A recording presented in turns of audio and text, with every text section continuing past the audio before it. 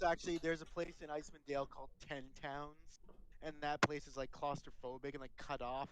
So they were using some experiences of the pandemic to inform like expressing what Ten Towns would be like.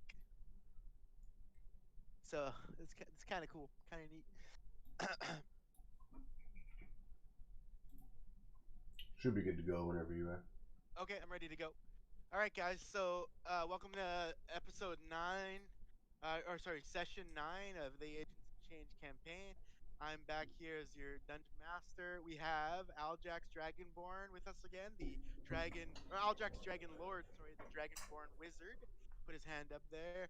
We've got Elia the Elven Ranger with us. If you want to put up your hand up, Kyle, played by Kyle. We've got Sal and Gal, played by Rob and Jesse.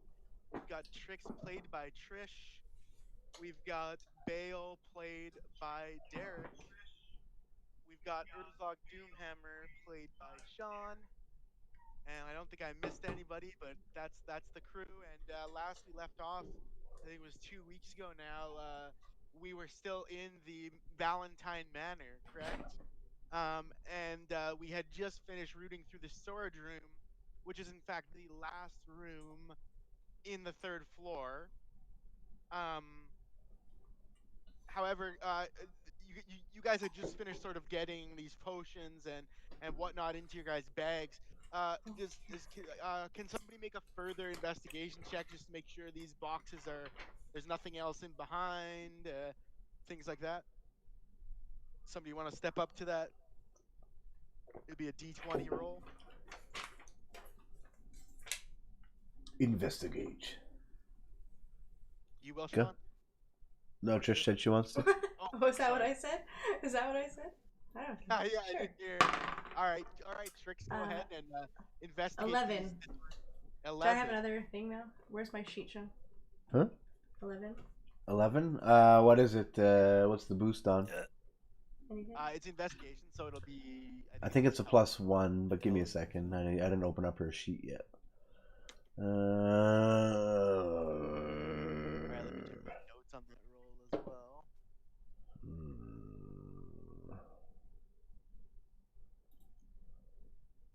Okay. So you rolled what again? Sorry, Trish. 11.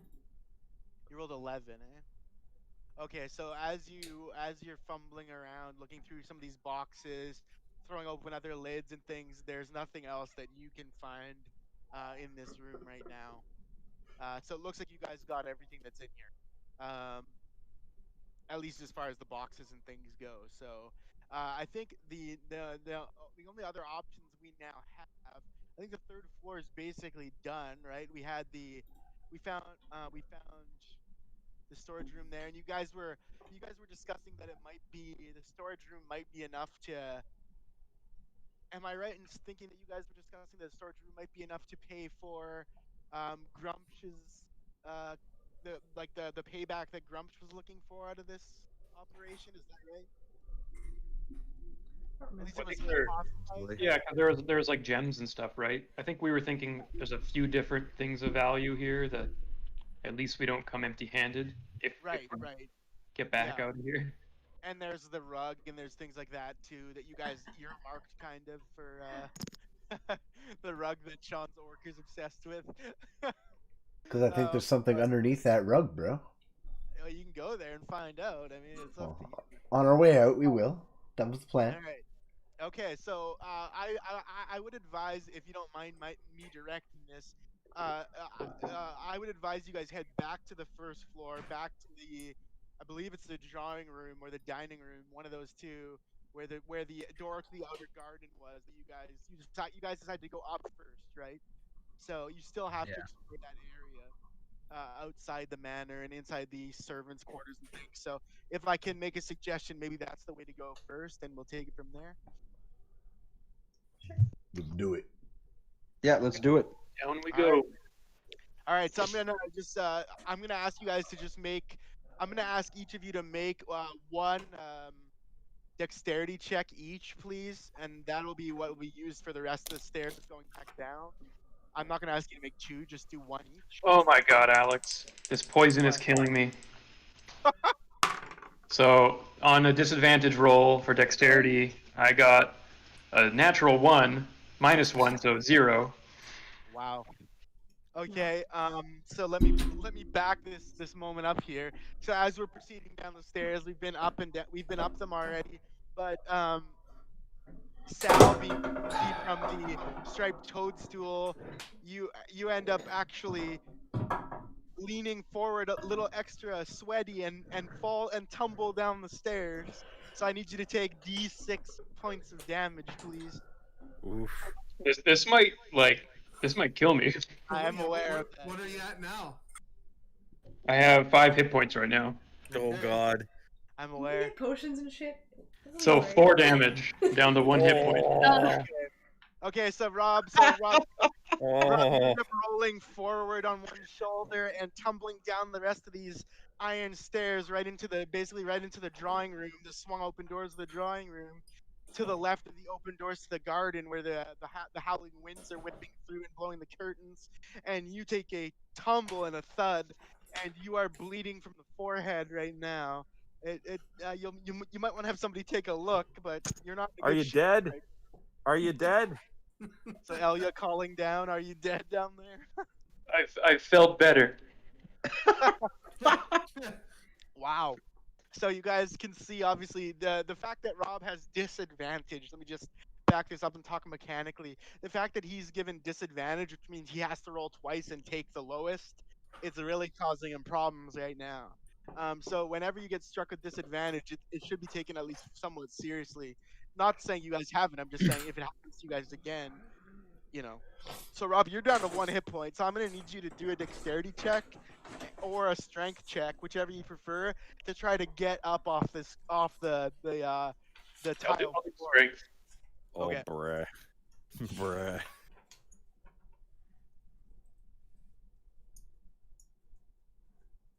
All right, 4. You got a 4? Yep. Okay, so as you go to get up, you feel something crack through your hand, and a surge of pain rushes forward, and you think you might have broken a finger, but it's not clear. On your left hand, something doesn't feel right there, so you howl in pain and drop back to the ground. You're gonna need some help getting up. That's clear, anyway. There's more damage than maybe you thought, at least more than just a head gash. Oh god. Somebody want to race? I guess let's have you guys all go down. Yeah, Oh, well- the rest of your dice, actually. Everyone else okay or what? Yeah, I got 10. 0. I got a 15 plus a 3, so 18. Okay, Sean, you got 0. I got 0. I rolled a 2 and I have a -2 modifier, so that's 0. Ah, shit. Oh my god. Everybody Get out of the way! Great zeros. Get out of the way! Here comes yours. All right, Sean. Make sure Sal's out of the way at the bottom. I apologize, Sal, We'll that crush him. maybe I took your role first, and it might change the way we do things, but things happen in life. So Dog, are you coming to help me up? yeah, so I actually need you to roll a strength check, Urzog, as you feel the stairs buckle underneath you, and before they give way, you try to grab onto the railing. So please do a strength check. This dice is cursed. I got 3. Hold on. Oh I got my 3 God. plus 4. That is 7. Brutal. You rolled a 7. I rolled a 3 plus my modifier. Okay, so here's how I'm gonna play this, you guys. So Rob has fallen down and rolled down already. He's on the front, like he's Curse. rolled into the drawing room. Basically, he's still down there. The rest of you guys, actually, Al Jackson, what did you roll? You're okay, right? I rolled. It's the dexterity. Yeah. I got a total 12. Okay, yeah, that's so. You guys, I'm gonna have it just play it like this, okay? So now the rest of you guys, I'm gonna have down safely. Obviously, Jesse, you don't have to roll, given that your situation. I'm gonna have the rest of you guys down safely. So the only way that this makes sense right now, maybe I was a little hasty in assessing Rob, but the only way this makes sense right now is that Urzog, you're the last guy down, and as you go down, these stairs literally collapse. Okay, and you go to grab and hold with all your strength onto the railing, in which you rolled a 7, correct? Yeah. Okay, so as you go to hold on to the iron railing that is now separated from the stairs, and the stairs have dropped now down basically behind behind everybody, or like I'm not gonna have it hit you guys. But the stairs have fallen. There's no way back up that you guys know of, and unfortunately, Urzog, you're free falling right now because the railing didn't hold. The railing gave out 2. Maybe your Shit. strength was too much, or your grip wasn't good enough. Maybe sweaty. So, you're falling a good. Gosh, man, you're falling a good. What'd it be? Oh, well, you're falling a very. What's that? Sorry. It'd be 30 feet from a third floor.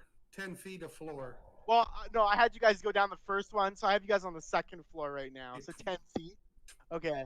So you're falling a good 10 feet, Sean. So I need you to roll a 1d10, please. 1d10. That one? No, it's 12 is a lie. Hexagonal one, right? It's like the pyramid shaped one, no? Not the triangle, but like the more like double pyramid one. I think so, yeah. I think I had the right one before, but Okay. it's the one that doesn't actually have a 10 on it, right? But the 0 counts as 10? Right. Yep. Oh, Looks yeah, like yeah. It You, looks yeah, like that- a diamond. yeah, because that's either 100 or D10, right? It could do both, so yeah. Hold on. 2, 4, 6, 8. Oh, wait, no, I'm thinking about the wrong one. Yeah, 1, sorry. 3, that's- 7, 5. No, this is 8. This is an 8-sided die. Hold on. Rob's showing if you have a chance to glance up. Yeah. It is a double pyramid, like you said, Sean.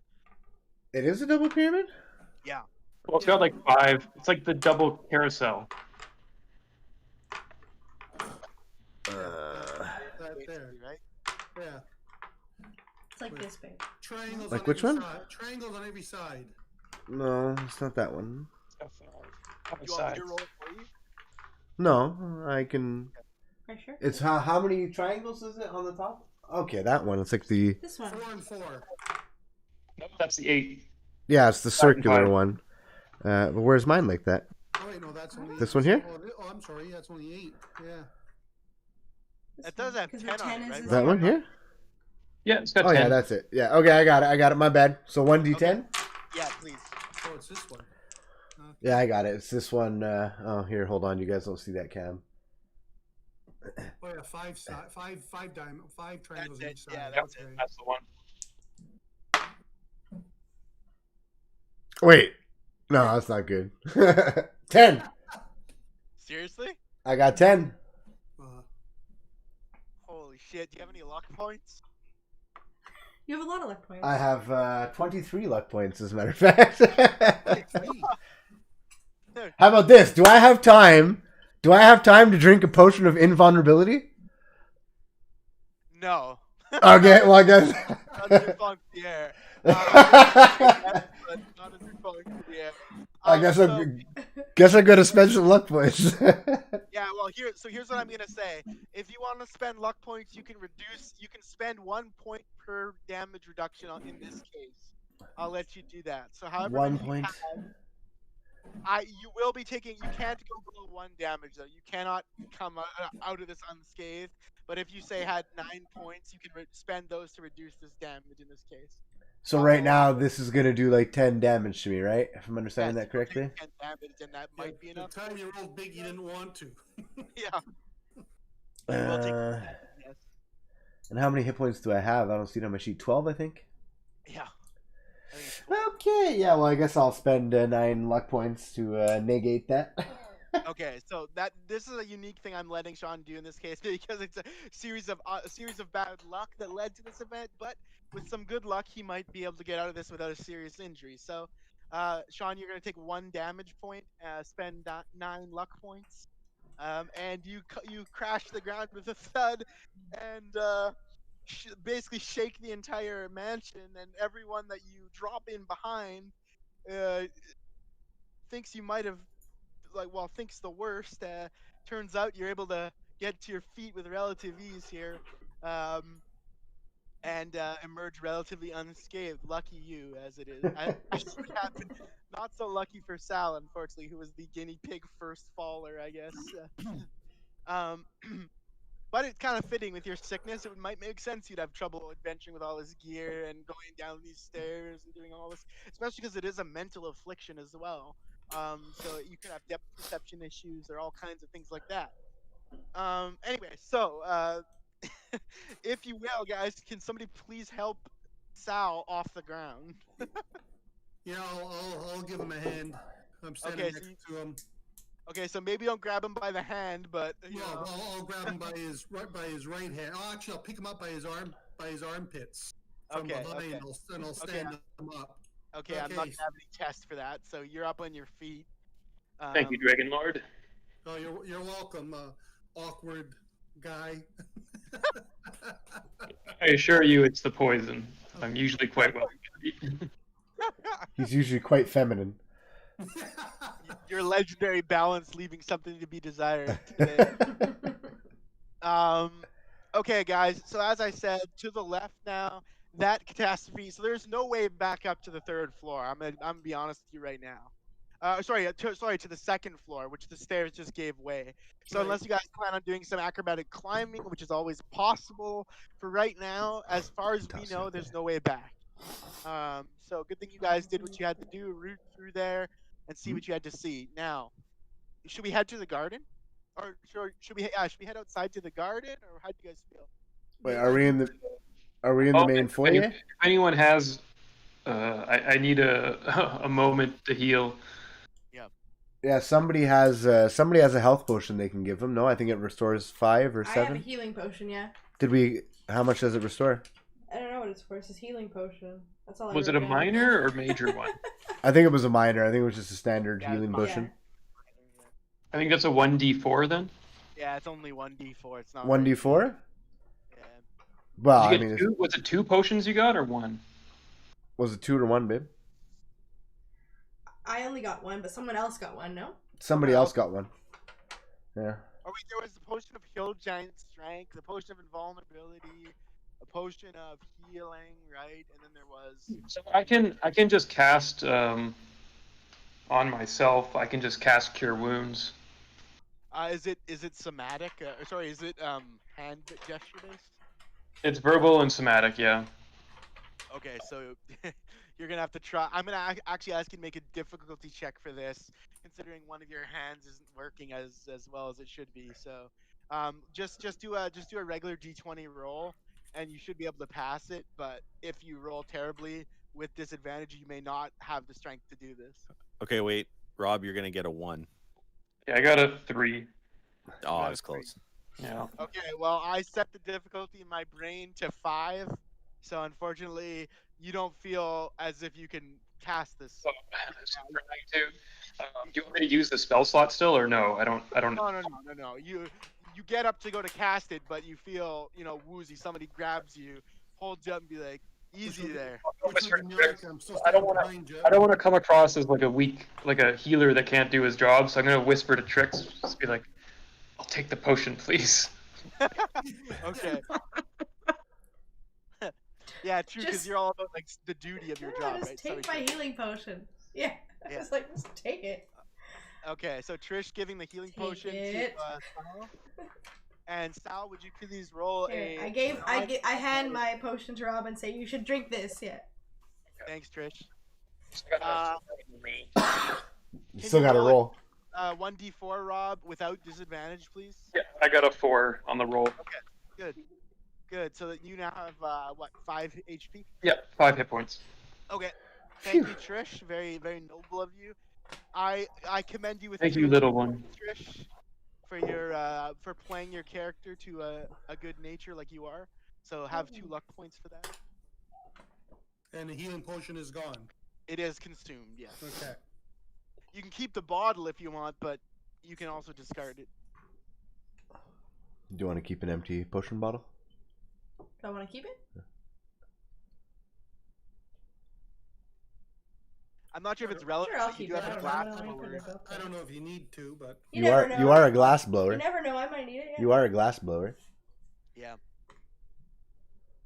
No? Okay. Won't do anything? Yeah. Hold on. No, hold on to it. You Hmm. never know, right? You never Alright. know. I mean, we saw various liquid in the lab too. You never know. A potion bottle you can use as a receptacle. later if you now, want it's to good. bring some of that with you. Right?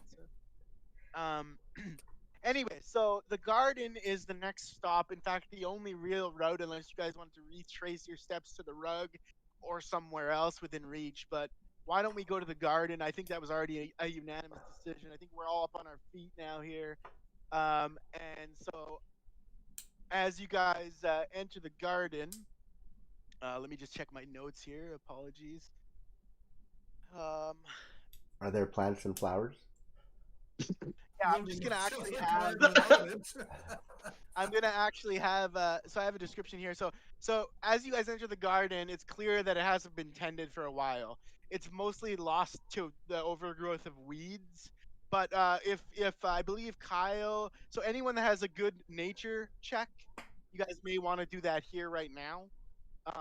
And Sean and Kyle in particular, because you guys have knowledge of the wilderness, Mhm. you guys can take that check with advantage. So roll 2, pick the highest if you like. Okay. That's did you say What one are we intuition? rolling on that one? This would be a nature check. Okay. Oh yeah, nature Sean, is a give- +1 for intelligence. +1 for Yeah. intelligence for me. Just because it's been a little while, I have intelligence +1 already. So is that +2 because of my nature bonus as well? Do you have nature as a selected skill, like proficiency? Yeah, in Okay, my then yeah. proficiency, I have nature +1, but it's +1 because of my intelligence. So I couldn't remember if that +1 and the 1 are the same. Because on intelligence, I have +1. Right. I think that is your total amount. I think that's the same thing, right? So it's just +1. Yeah, I think so. Yeah. But you can take 2 rolls in this case, right? Yeah. So we're rolling a d20 for intuition? For nature? Yeah. For nature, yep. I'll just roll I got 2 12. d20s.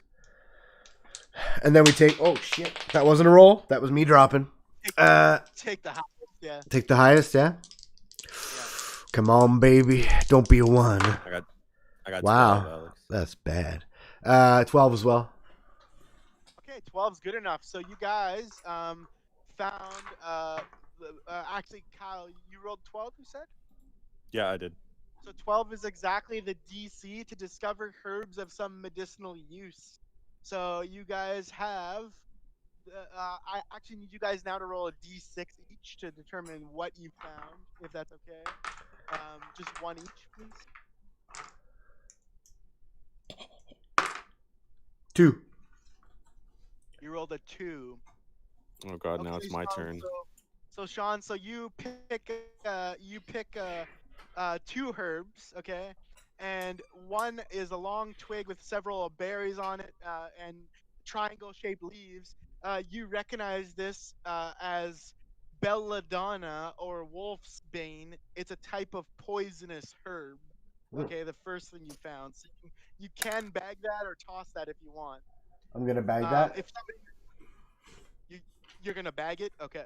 I'm going to bag it. You say it was 1, like 1 leaf? Like it's count as 1, like 1 unit? It's 1 plant, like one Okay. stalk with some leaves on it. And, Okay.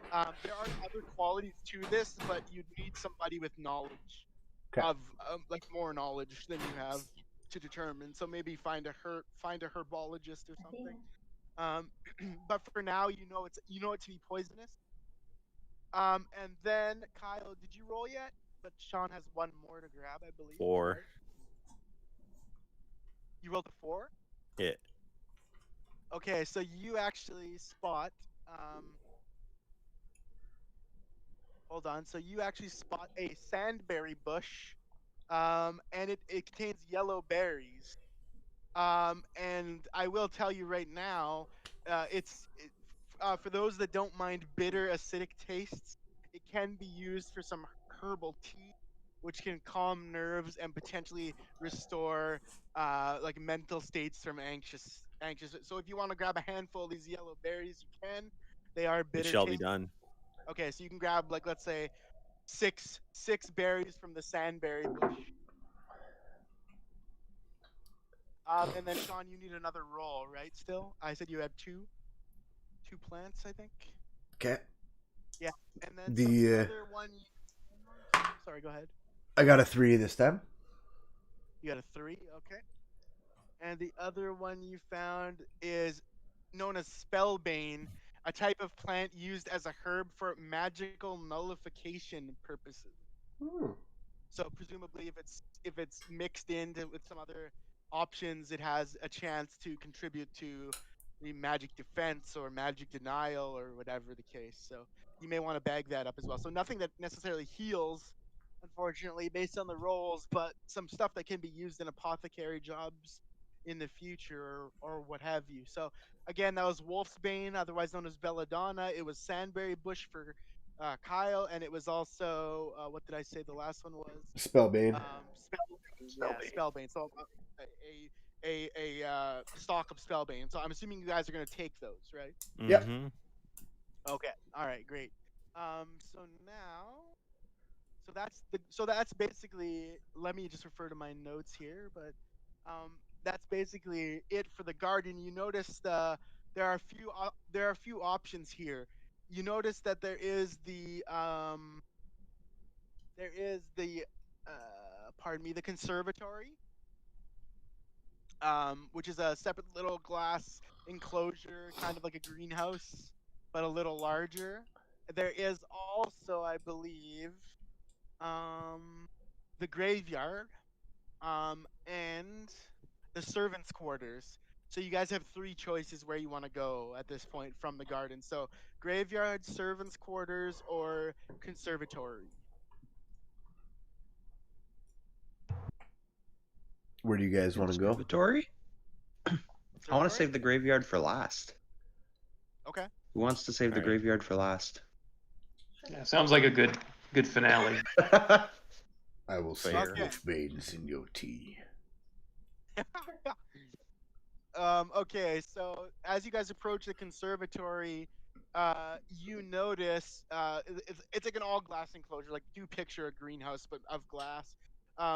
It's not terribly big, but as you guys go in, it's actually colder than, like, like a conservatory should be or would be or whatever, and that's because the top of it has been smashed. Like, the top roof glass has been smashed open. Um, and as you look up, you can see basically the Rook Tower, um, where you guys already were before we lost Jesse. Now, what's strange about that is that the window on the Rook Tower isn't bashed open, like isn't cracked open or anything. Like, you might suspect that somebody may have jumped, right? But how could they if they jumped and crashed through the conservatory? That might be one way, but the problem is the tower's glass is not shattered.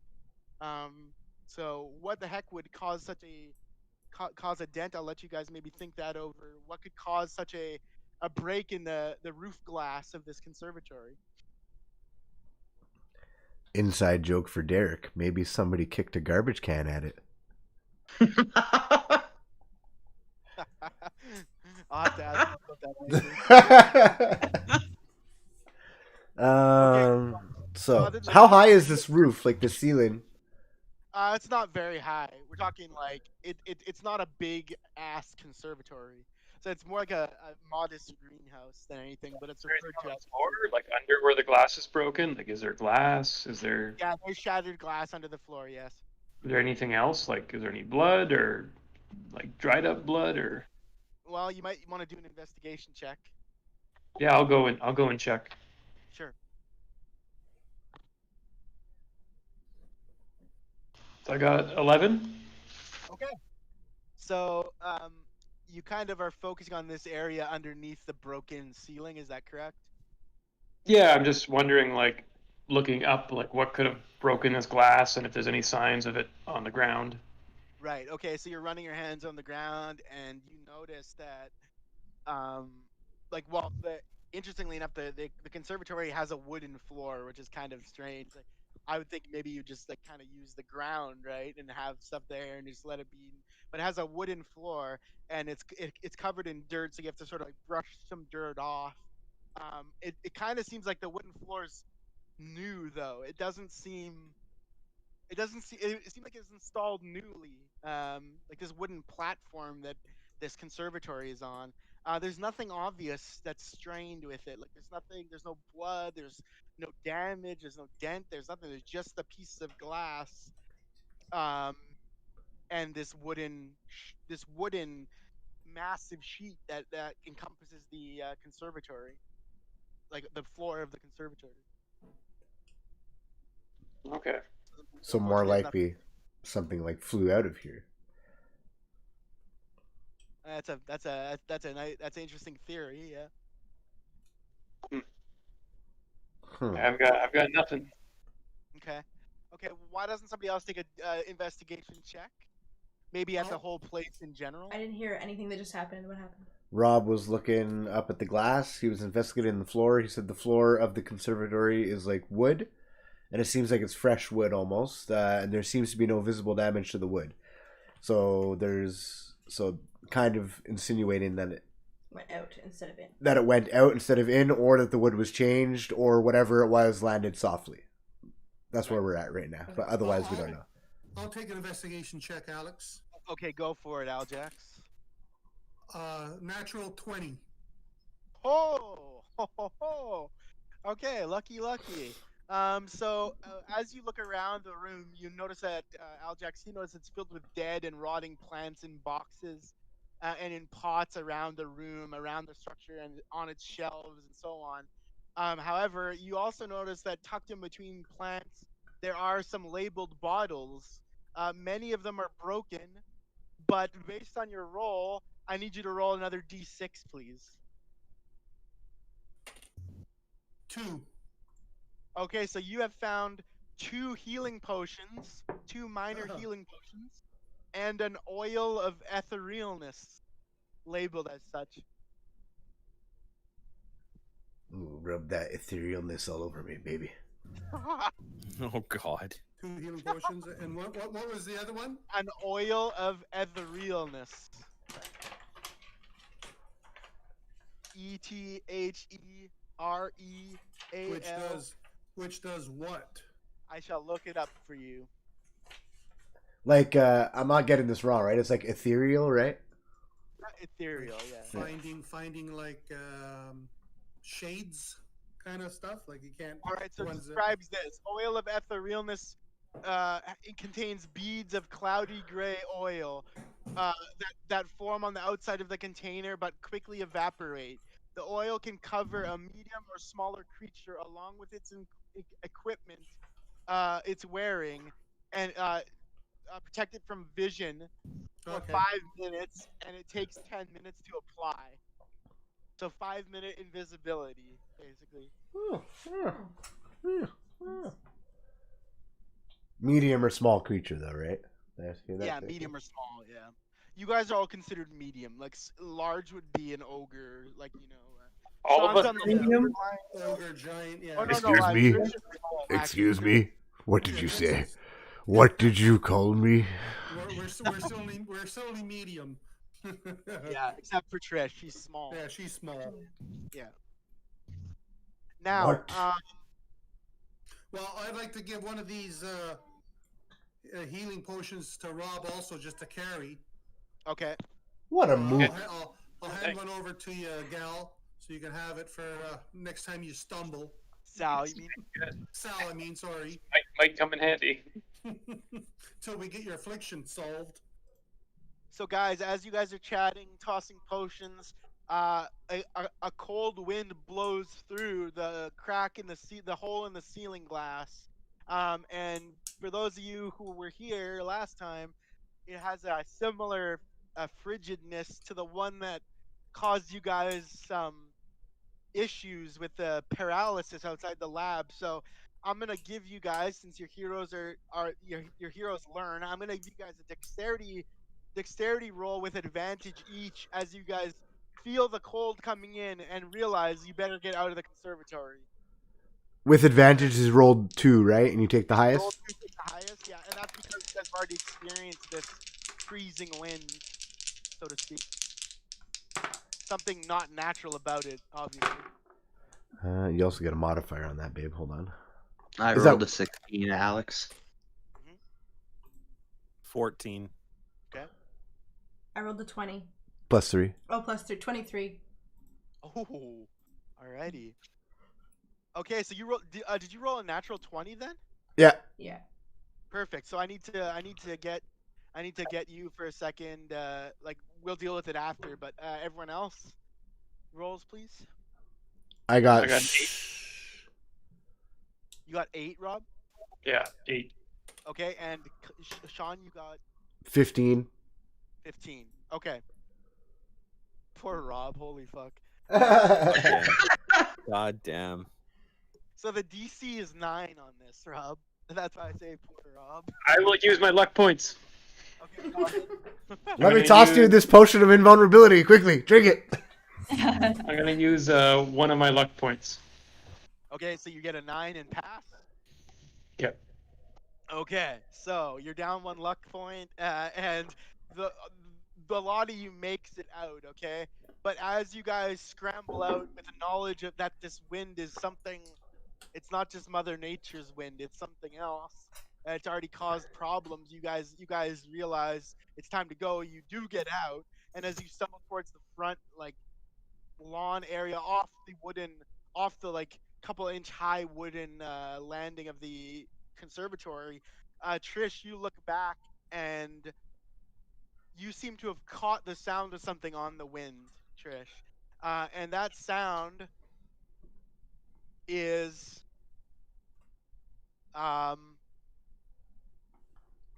The burrito I ate last night. so Gal. Yes. Yes. Two words, please. 2 words. Oh no. Okay. Words? Oh no. Oh no. That's the 2 words. Oh no.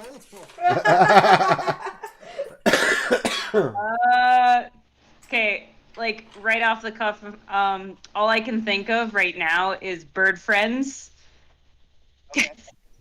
Okay. So you hear the phrase "bird friends." Bird friends. Oh no! No, the raven I killed. He was my friend. No!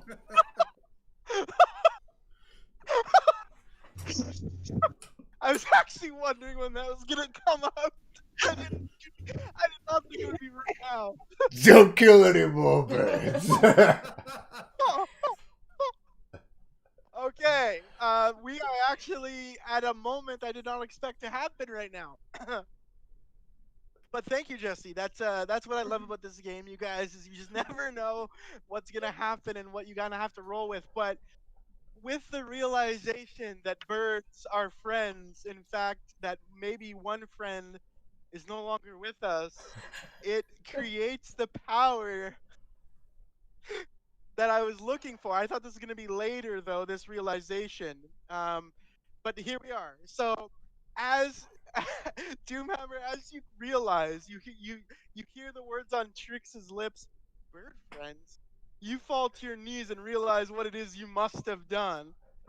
But it's maybe worse than you expected, because as you get to your knees, a rift splits open at the forest across the road. Well, that was across the road, just maybe like 20 feet away, and out steps, as if there's like out steps a man with large, shaggy bear pelts, antlers, a staff, and behind him another a figure. druid.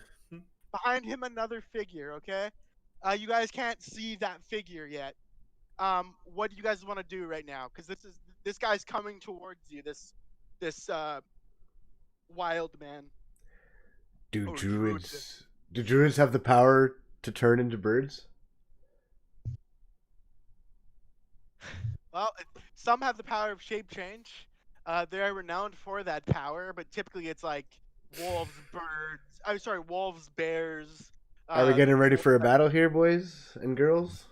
It's up to you guys. You have a figure approaching you, and a second figure in behind. Should I we? want to. I don't want to fight druids. I don't want to fight, Yeah, but should we try and talk to him first? probably yes. But I think we need to be on the guard, ready. We need to be ready, right? Yes. Orc, I guess you're gonna be our front No. wall. I guess I'll lead the way. Yes, yes. Where are those bird corpses you were talking? I still have his head. We can bring it back to life, and he can still talk. It's no problem. We do have that vampire blood. We have the vampire blood. We can make a headless, well, not a headless, a corpseless vampiric raven. Okay, guys. So as you get ready for battle, you sort of get into this prepared stance with Urzog at front. The old man with the long beard and the shaggy bear pelts and antlers. He approaches, and with a flick of his wrist, basically two sapling trees sprout from the ground, grow instantaneously, and bind Urzog by the arms. And you drop your weapon to the ground.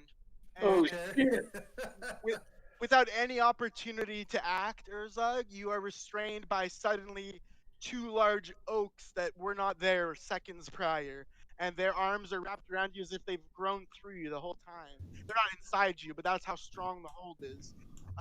And before any of, before any of you can jump to his defense, the man speaks.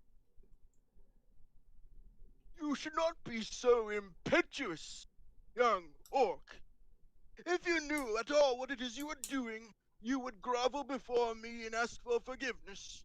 But as it stands, I can only trust that nature will take its course with you if you won't let your actions go punished. He addresses you as like you can still speak, by the way, you just cannot act. With all Apologize due for the crow. with all due respect, I don't take kindly to a druid coming out of a portal and approaching me and my friends.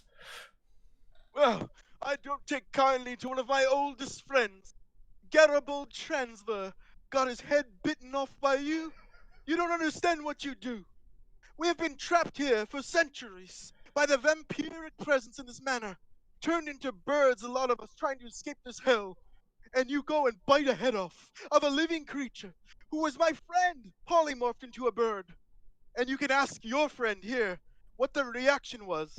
And as he gestures behind him, it's Gal, who steps out from behind the druid. And she seems like she's seen a lot, been through a lot. Maybe she can fill you guys in on what's happening here. Oh, Yes, Go. I've been trapped. You've been carrying me around, and yeah, man, you did that bird real dirty. This I apologize. He's the orc, he knows not what he does. This no well, I hate to tell you, dear friend and druid who I do not know as a friend, but this place is doing things and fucking with our heads. We have seen many things and not seen many things and felt things and been petrified and paralyzed and God knows what. So Silence! I will have no more of this thing speaking to me. And the tree arms crush in, and you take D4 points of damage right now. 1d4. As your limbs are sort of straining under this pressure. Doomhammer. I gotta roll the dice. Yes. Uns. 1? Yeah. Okay, so you take 1 point of damage. It's very clear that this druid.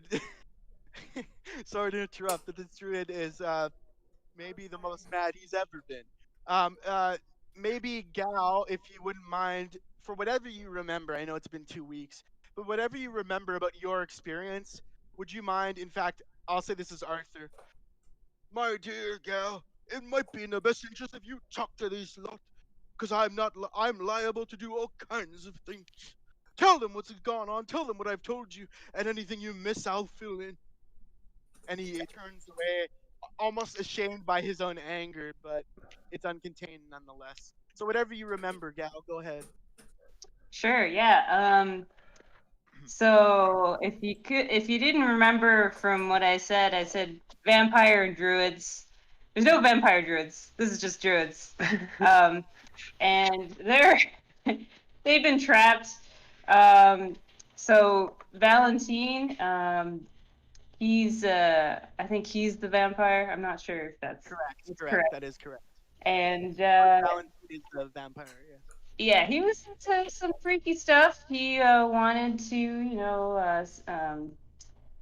have a kid with human, and yeah, he wanted to, do really freaky things. So I don't think you. I think you kind of gleaned that from what we found inside the manor there. But yeah, it's pretty crazy. So yeah, so I'll resume as Arthur here. So he hears your report and turns back around and be like, "It is most dire indeed. I have no idea why you find yourself here, but please understand this: we have been trapped for at least a century in an alternate plane because we came here on the news so many centuries ago, oh, if not only the one I can barely remember now. But we came to Valentine Manor to put a stop to something wholly unnatural, which was the consummation of a child between a vampire and a human. Something never before done, never before attempted, and impossible. But nonetheless, Lord Valentine believed wholeheartedly that he could give birth to a child already stricken with vampirism from the womb. Now, vampires are sterile. Their only means of transmission, I'm sure you're aware, is from their lethal bite. But here, in this very manner, we came together as a druidic conclave to stop what would surely be the birth of evil. Unfortunately, our battle was fierce, and this is the damage you see before you. The battle was fierce enough that it rendered a split in the reality between our magics and theirs, and we were confined or consigned to another realm, which I have spent at least weeks in with your friend Gal, who herself was brought there by me, as I appeared as a bird in front of her, and charmed her to follow. You might have wondered where she went.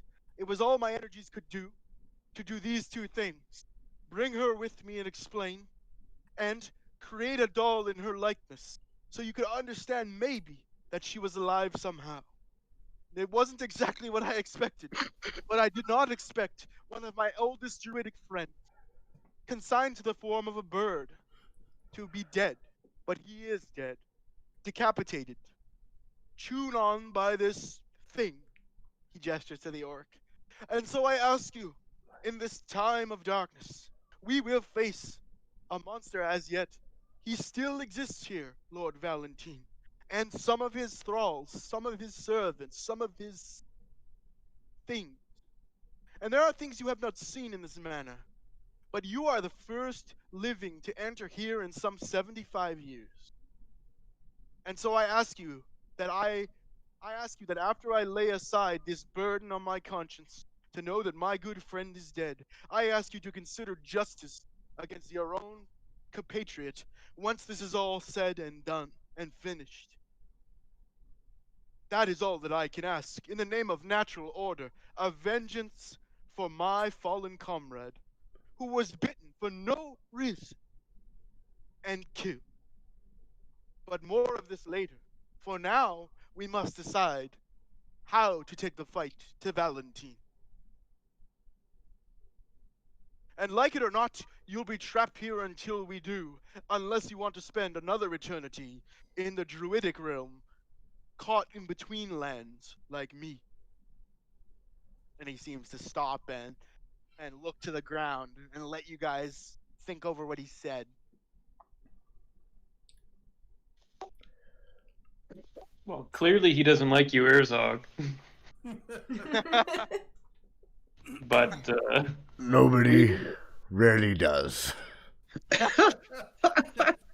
I mean, I may not be in the right frame of mind, but I did not whatever mean happened to. us in there, I don't know if we were fully in control. So to lay punishment upon a person who has no control over themselves, I feel that that is not justice. But we can talk of that when we're out of here. I don't know how comfortable I feel about aiding a druid who pretty much wants me dead the minute I help him. Well, we would only help him on any condition that you are allowed to live. I am definitely dearly sorry that I hate his friend, but as I said, we all kind of saw things. I will give his friend the proper burial and respect he deserves after he passes through my system. Or you will commend his decapitated body to me as soon as I release you. And by the way, my name is Arthur, and I have been here for far too long, and I desire to leave. So I must require, not just request, but I must require, demand your assistance. Even you, and he gestures to the orc, even you. You have yet a role to play in what may be the biggest battle of your life. And maybe then you will earn some clemency. I will not hear of arguments about mental destabilization. If you are the warriors I think, or at least the warriors that Gal has pretended to talk as if you are, then you will see this through, and your worth will be proven. If not, you will be commended to the soil like everyone else in this man who has not yet, who sorry, who was able to avoid the sickly fate of vampirism. Understood, Sir Arthur. If you let me free, I will give you your friend's bloody head. Remains. And, can you give me and my compatriots a moment of privacy so we can discuss our next approach? Steps? Well, privacy amongst the druid is a difficult thing to find. All birds and trees are at my whim to hear whatever I desire, such is my power. But nonetheless, I shall refrain from my powers and allow you a conversation. Because we must be allies, erstwhile though it may be. And he turns away, promising not to spy with all manner of critters. I can't give you back your raven because I'm still tied up, bro. Oh, yes. And he gestures a release as he turns his back. The two trees basically uncoil their hard and fast roots that were against your forearms, and they're still standing, but they don't look anything alive. Like they're not ents or anything. They're just trees. But they're now newly grown, fully grown here that weren't there minutes ago. So I will walk over and take the raven head out of my inventory and give it to you. Okay. And then I will gesture the group over. We have to go talk in private, peeps. So he grabs the raven head, stares at it, and looks down at the ground and be like, "Oh, my friend, what a terrible head." And then sort of turns his back with his bare cloaks flowing and whatnot. Leaving you to your discussions. He takes the head and off, and he's done with you for now. So go ahead. Gal, Yes. can we trust this Arthur druid? Well, I've spent some time with this man, and he was a good friend, considering I had nothing else to do other than be a doll for this time period. Oh, so you're such a doll. I'm just a doll, But just did laying there. But he could have, he is could have he killed me off at any point. But yeah, I think just to bury the hatchet, I think we should help. correct me if I'm wrong, but is he not the one who imprisoned you? Yes, but he was also imprisoned himself. Okay. That doesn't make me feel any better. That is correct. He imprisoned you so then you could tell us about him? Pretty much, yeah. But how is it that we could help such a powerful druid that he couldn't help himself? I'm not sure how he was able to release himself. He must have figured out his magics, but for some reason he entrusted me with getting the word out. And apparently no one speaks bird, so... What is it that he thinks that we can do? It's an interesting thought, Dragon Lord, though. It's an interesting thought. Like, how does this line up, right? Yeah, I mean, he's much more powerful than we are, apparently. Yet he seeks our help, so I'm just wondering how it is that we could help him. I guess we gotta ask him, like, what's the plan here? Like, what do you need us to do? Well, I'd say it's better to have him as a friend than an enemy. That's for sure. I mean, he knows at least something about the manor, and Well, Let's point out we don't really have a choice. not too much. No. It's either band up with him or fight against him and take our chances. Did we find anything that would That's- like fight a vampire or like hurt a vampire? Yeah. We don't have anything at the What moment if- anyway. The potions or anything, nothing What? like that? You can ask him these kind of questions if you want. When you return to from your private chat. Arthur may know some things. He is a wizened old druid after all. That's if you can trust Arthur, which I can't Well, say. you don't one really have a way. choice. Yeah. Gal, do you trust Arthur? Yeah, he's kooky, but I believe he's just had this one project this whole time, and he's kind of focused on that. So, if we could just, give him his piece, he might help us on our way out. Yes. I think we don't really have a choice in the matter here. And I definitely agree that vampires are the scum of this earth, other than elves. And I'm just not convinced, however, that ridding the vampire, that we might potentially be releasing something stronger.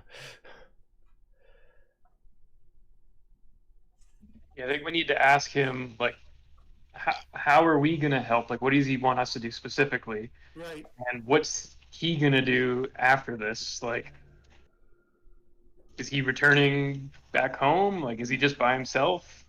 Can he give us a pet owl bear? Bale, any thoughts?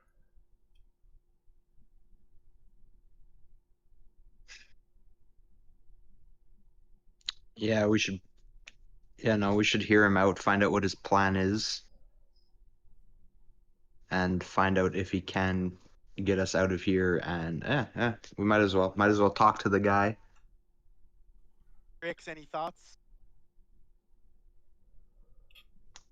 Oh, me? Yeah, that's you. He said tricks, not dicks. I just got stabbed. 1 health point.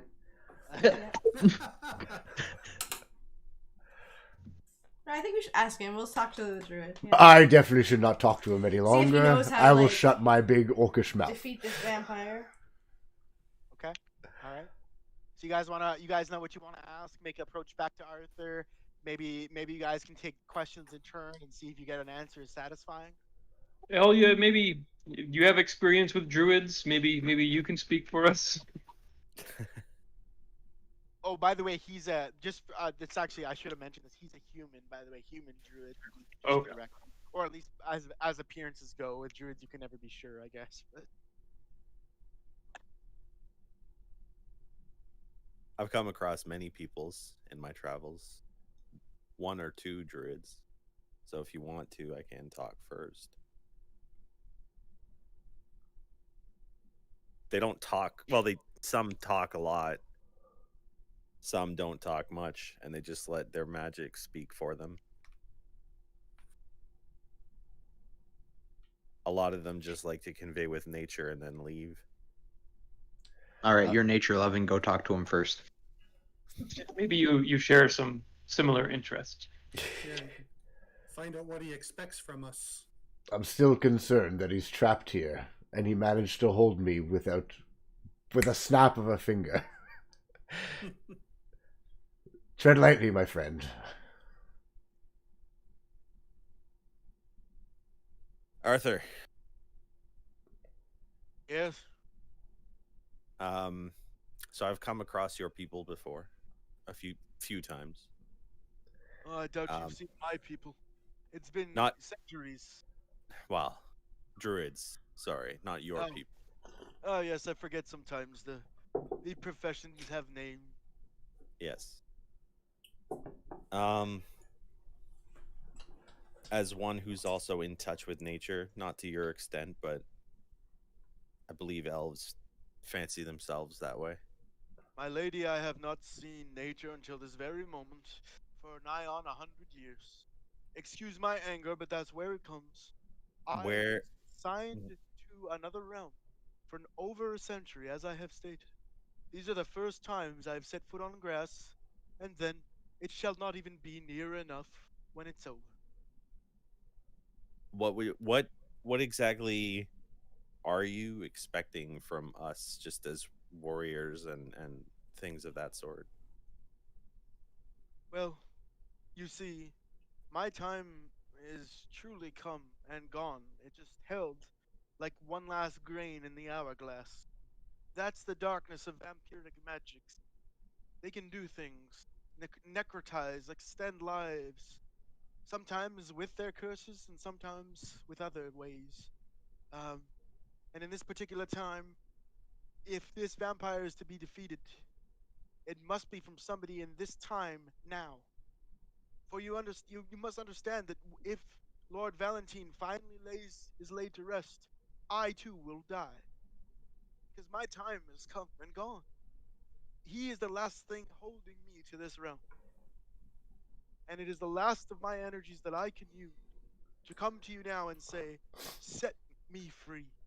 Set my order free. Let's see an end to this now. This dark magic, this pall on this manor. Everything that when we came here centuries ago to stop this birth, and we were trapped, so many of us, in various druidic forms or in the planes beyond the reality. No matter what the case, this must end now. And with it, we too will end. Is there a way that we can kill a vampire? Well, my lady, it will not be easy. Because I doubt you've even seen Lord Valentine yet, am I correct? No. In his form, anyways, his true visible form. I doubt you've seen him at all. Um, Lord Valentine, like any vampire, has two methods of movement beyond the normal. You may recall the legends of vampires turning into bats. Many a human child raised on those, myself included. That is, in fact, one of their abilities. Have you seen a bat, by chance? I do not recall a bat. I'm just gonna turn and yell back. Hey, did we see bats? I just remember the raven that the orc ate. Why? Come on, are you never gonna let me live that down? Never. No. It's in my nature. So, no bat. Then I assume he has enjoyed himself in mist form, their second form of traversal. Like a wraith? No, it's not like a Or wraith. It's a like cold breeze. that would be the one. A cold breeze. A vampire can assume the form of his own body, a bat's body, or a mist. In which case he passes through willingly as a strong breeze, as a light rain shower. You never know the difference until you firmly knew it, and often at that time it's too late. So I ask you now, you understand the stake is either my entrapment or my final rest. There is no other way this goes. Will you help me defeat someone that no one has defeated for centuries? I know that I led my druids in error against this manor. Even though our hearts were pure, they all succumbed to the same fate, or similar, trap, as the case is. Will you see me set it Better right? ask how we can attack these things. So you better get information on how we can hurt That's this for you, thing. Al. Yes, it's You your. went right through this. Oh. Well, since I've been delegated representative, and since we have pretty much no way out of here, same as you, probably easier for us to work together and help you out. I will be frank, young elf. When you tried to leave and the forest came creeping, that was my attempt to hold you here. I am a powerful druid. I attempted to hold you here as the only people that have set foot in 75 years, I admit to a degree of selfishness. Wait. You could have walked away, and Wait. I allowed it, and I did not allow it. So, you Motherfucker. may leave if you wish to leave, and leave us all here. I shall not keep that truth from you. I have it on my conscience, the same as your orc friend has on his conscience the death among my number. I held you here with my power. Not of ill Well, then you will, can't complain that he self. died. Of course Yeah, I that's can. kind of that's kind of on you in that case. Was I to know? We would have been gone. An orc and a rookery, what do you expect? No offense, but he is an orc. Orcs eat things. Perhaps my judgment was misplaced on a lot of you. Perhaps. To argue over all this rather than see a great evil is before all of us. Maybe I should just let you go and forget you even came. For all the good it can be in your bickering and back and forth philosophizing. I set in front of you the greatest challenge any of you will ever meet, and you talk about rights and wrongs and should-haves and would-haves. I am a man some 300 years trapped, and you deign to talk to me about these simple things? Bro, I'm turning into a fish. We all have problems, okay? Bro didn't eat his Wheaties this morning, man. Look, Author. I'm down to try to kill this vampire. Yeah, let's. I'm just down. Do it. Yeah. Author. How do we kill him? Author. How do we kill it? Yes, do you have some insight on how to harm this?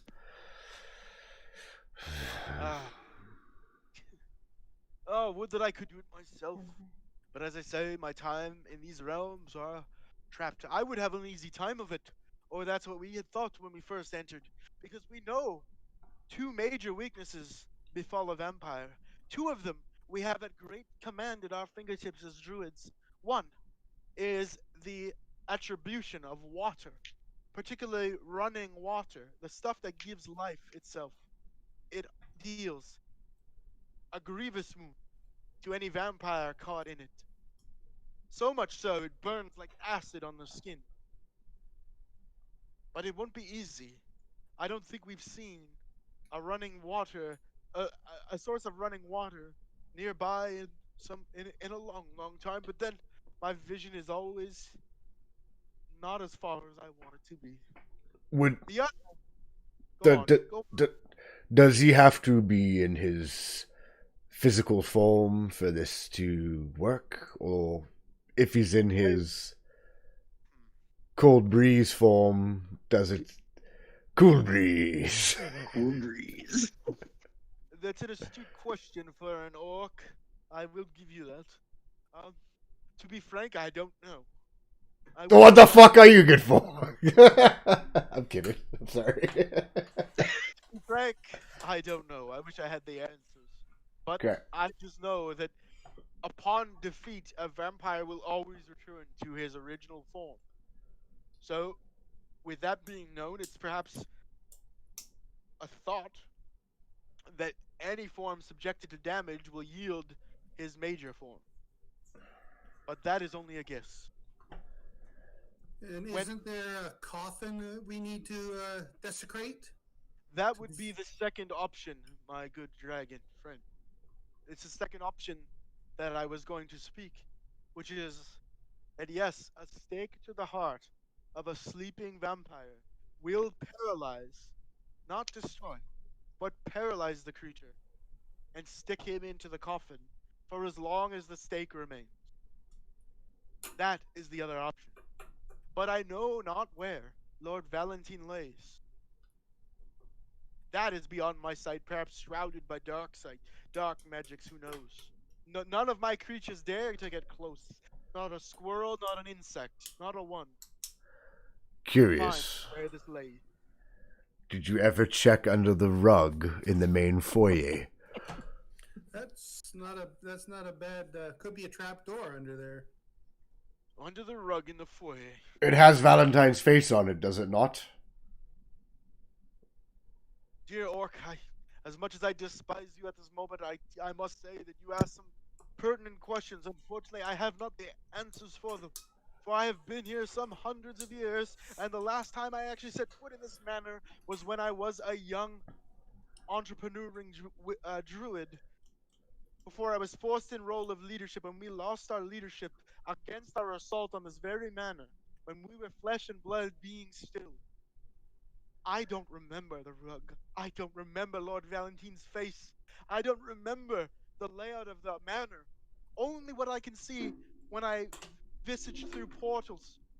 Gal, you can tell them that I was only able to see through brief windows from one place to the next.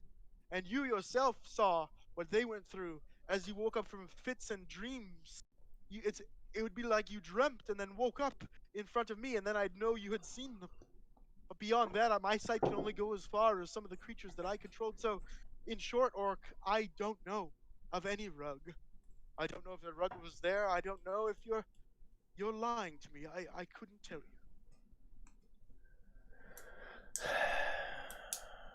Trip to the graveyard. That might be a place to look. Is there any other pertinent information, Arthur?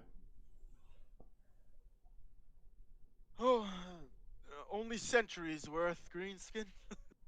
But as time is short and my presence is ephemeral at best in this land now, I shall be quick about it and just say these things.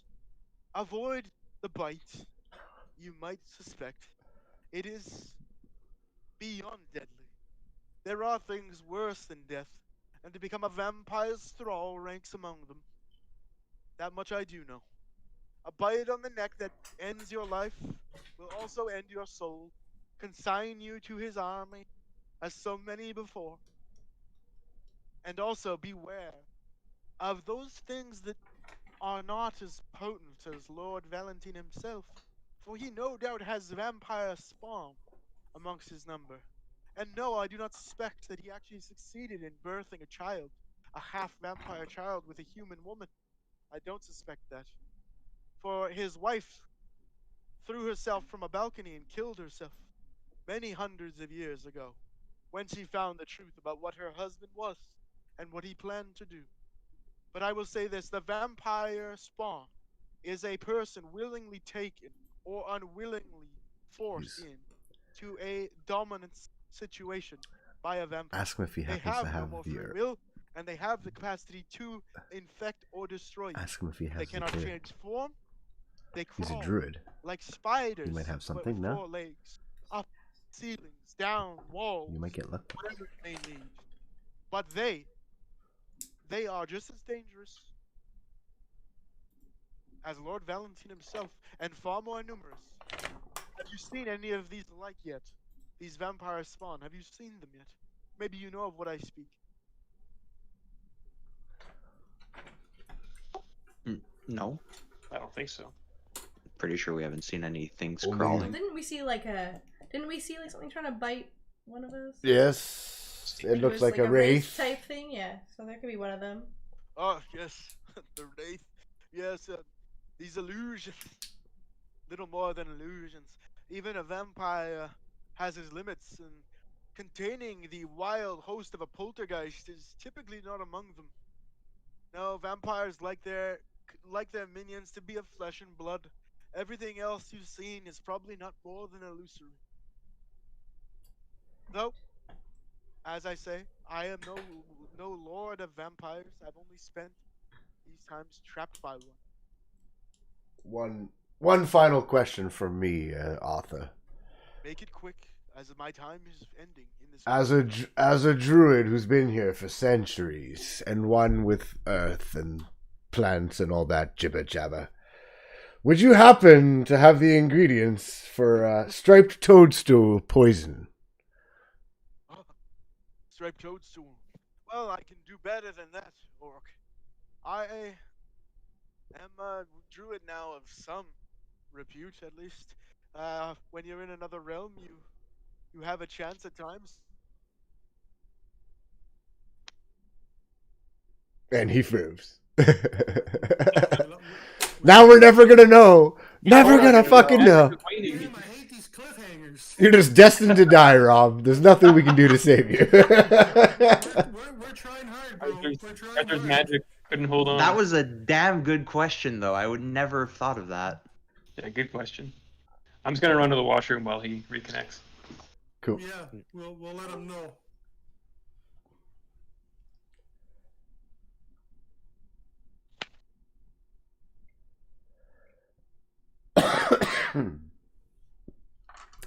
This will save us from going to have to see teenagers dressed as bees. No, I still want to see them dressed as bees. Sorry, Come on. bees dressed as teenagers. My apologies. Bees dressed as teenagers.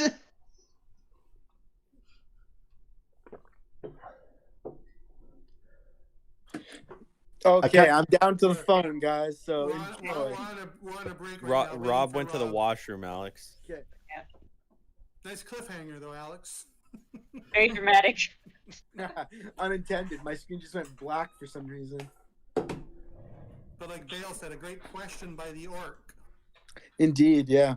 It was a nice one. Good job. You're in luck, actually.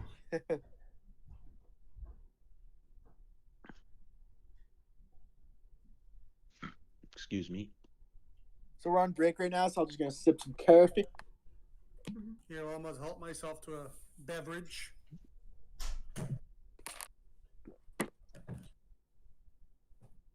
I have no beverages right now. That sounds like a you problem. I thought you guys were really gonna be like, that sounds like a you problem, Arthur. Like, fuck you.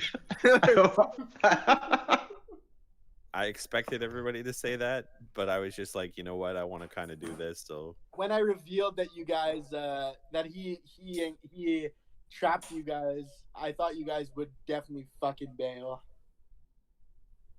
on him. Yeah, but you're also giving us the opportunity to fight something. Fighting is fun. And deadly, perhaps.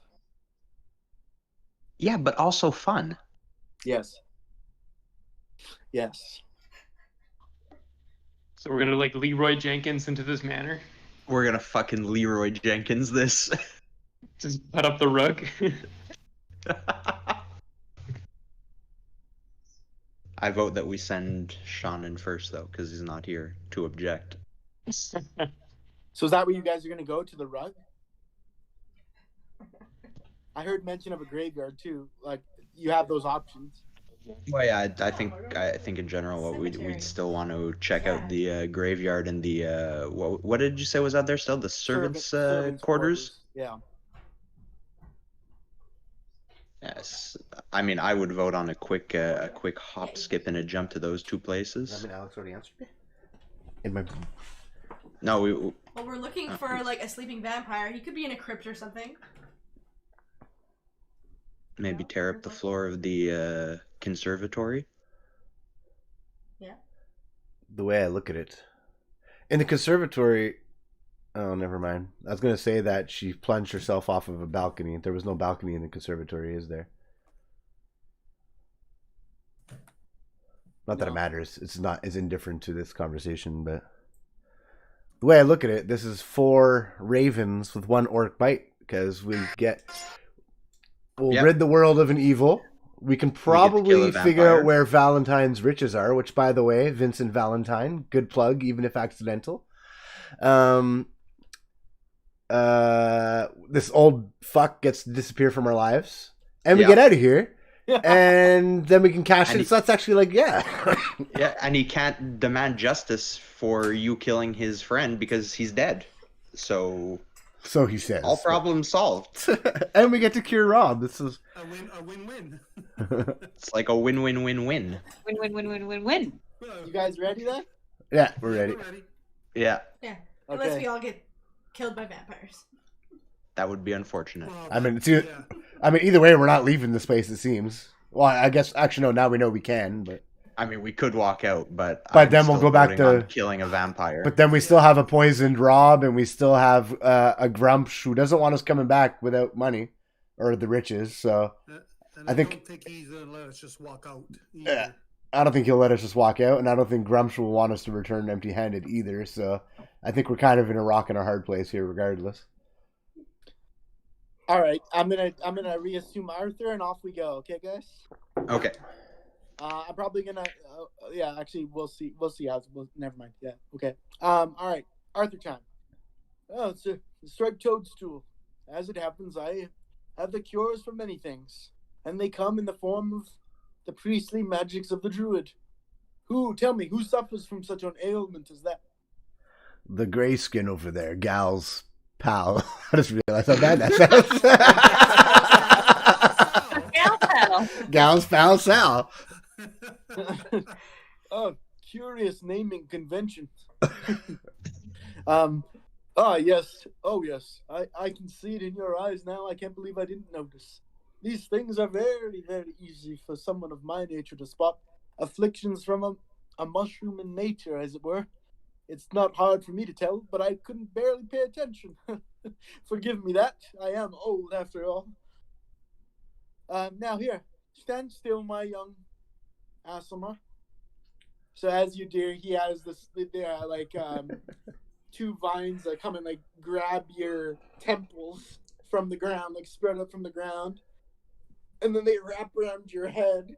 And for a moment, you feel some disconcerting, some panic, because they're squeezing fairly tightly. But Arthur seems in concentration, and he says, he does a quick like this thing, like jellyfish, 3 times, let's say, and effectively, as each time he does this, you feel a slight bit better each time. And within seconds, he looks at you, the vines pull off your forehead, and he says, "It is no more. In your system, no more. I simply have the capacity to leech these things away. And you should start to feel better in moments, if not already." Do I feel better?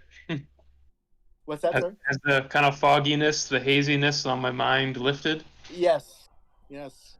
You feel better. It seemed to have worked right away. Nice. As promised. No. So Gal, is that you? Are What? you back? I want to know if it's him, if he's back. What? Sal. Sal, I'm sorry. Oh. I was like, Gal was already back from the other No, plane. yeah, I meant Sal. I feel great. Thank you, Arthur. You shouldn't thank me. Your friends have a right to be concerned after I trapped you here. I will tell you one truth, travelers. You embarking upon this, Lord Valentine is many times your strength. That it does not surprise me to see. Young adventurers, hoping to slay a vampire. I must be mad, I think. But nonetheless, if you're heroic enough, you can try. But I will tell you straight, my entire coven of druids of different skill levels were laid low those hundreds of years ago. So I ask you to consider your position one more time, that this may be the death of some, if not all of you. That I cannot keep from you. A vampire is one of the strongest beings that we know.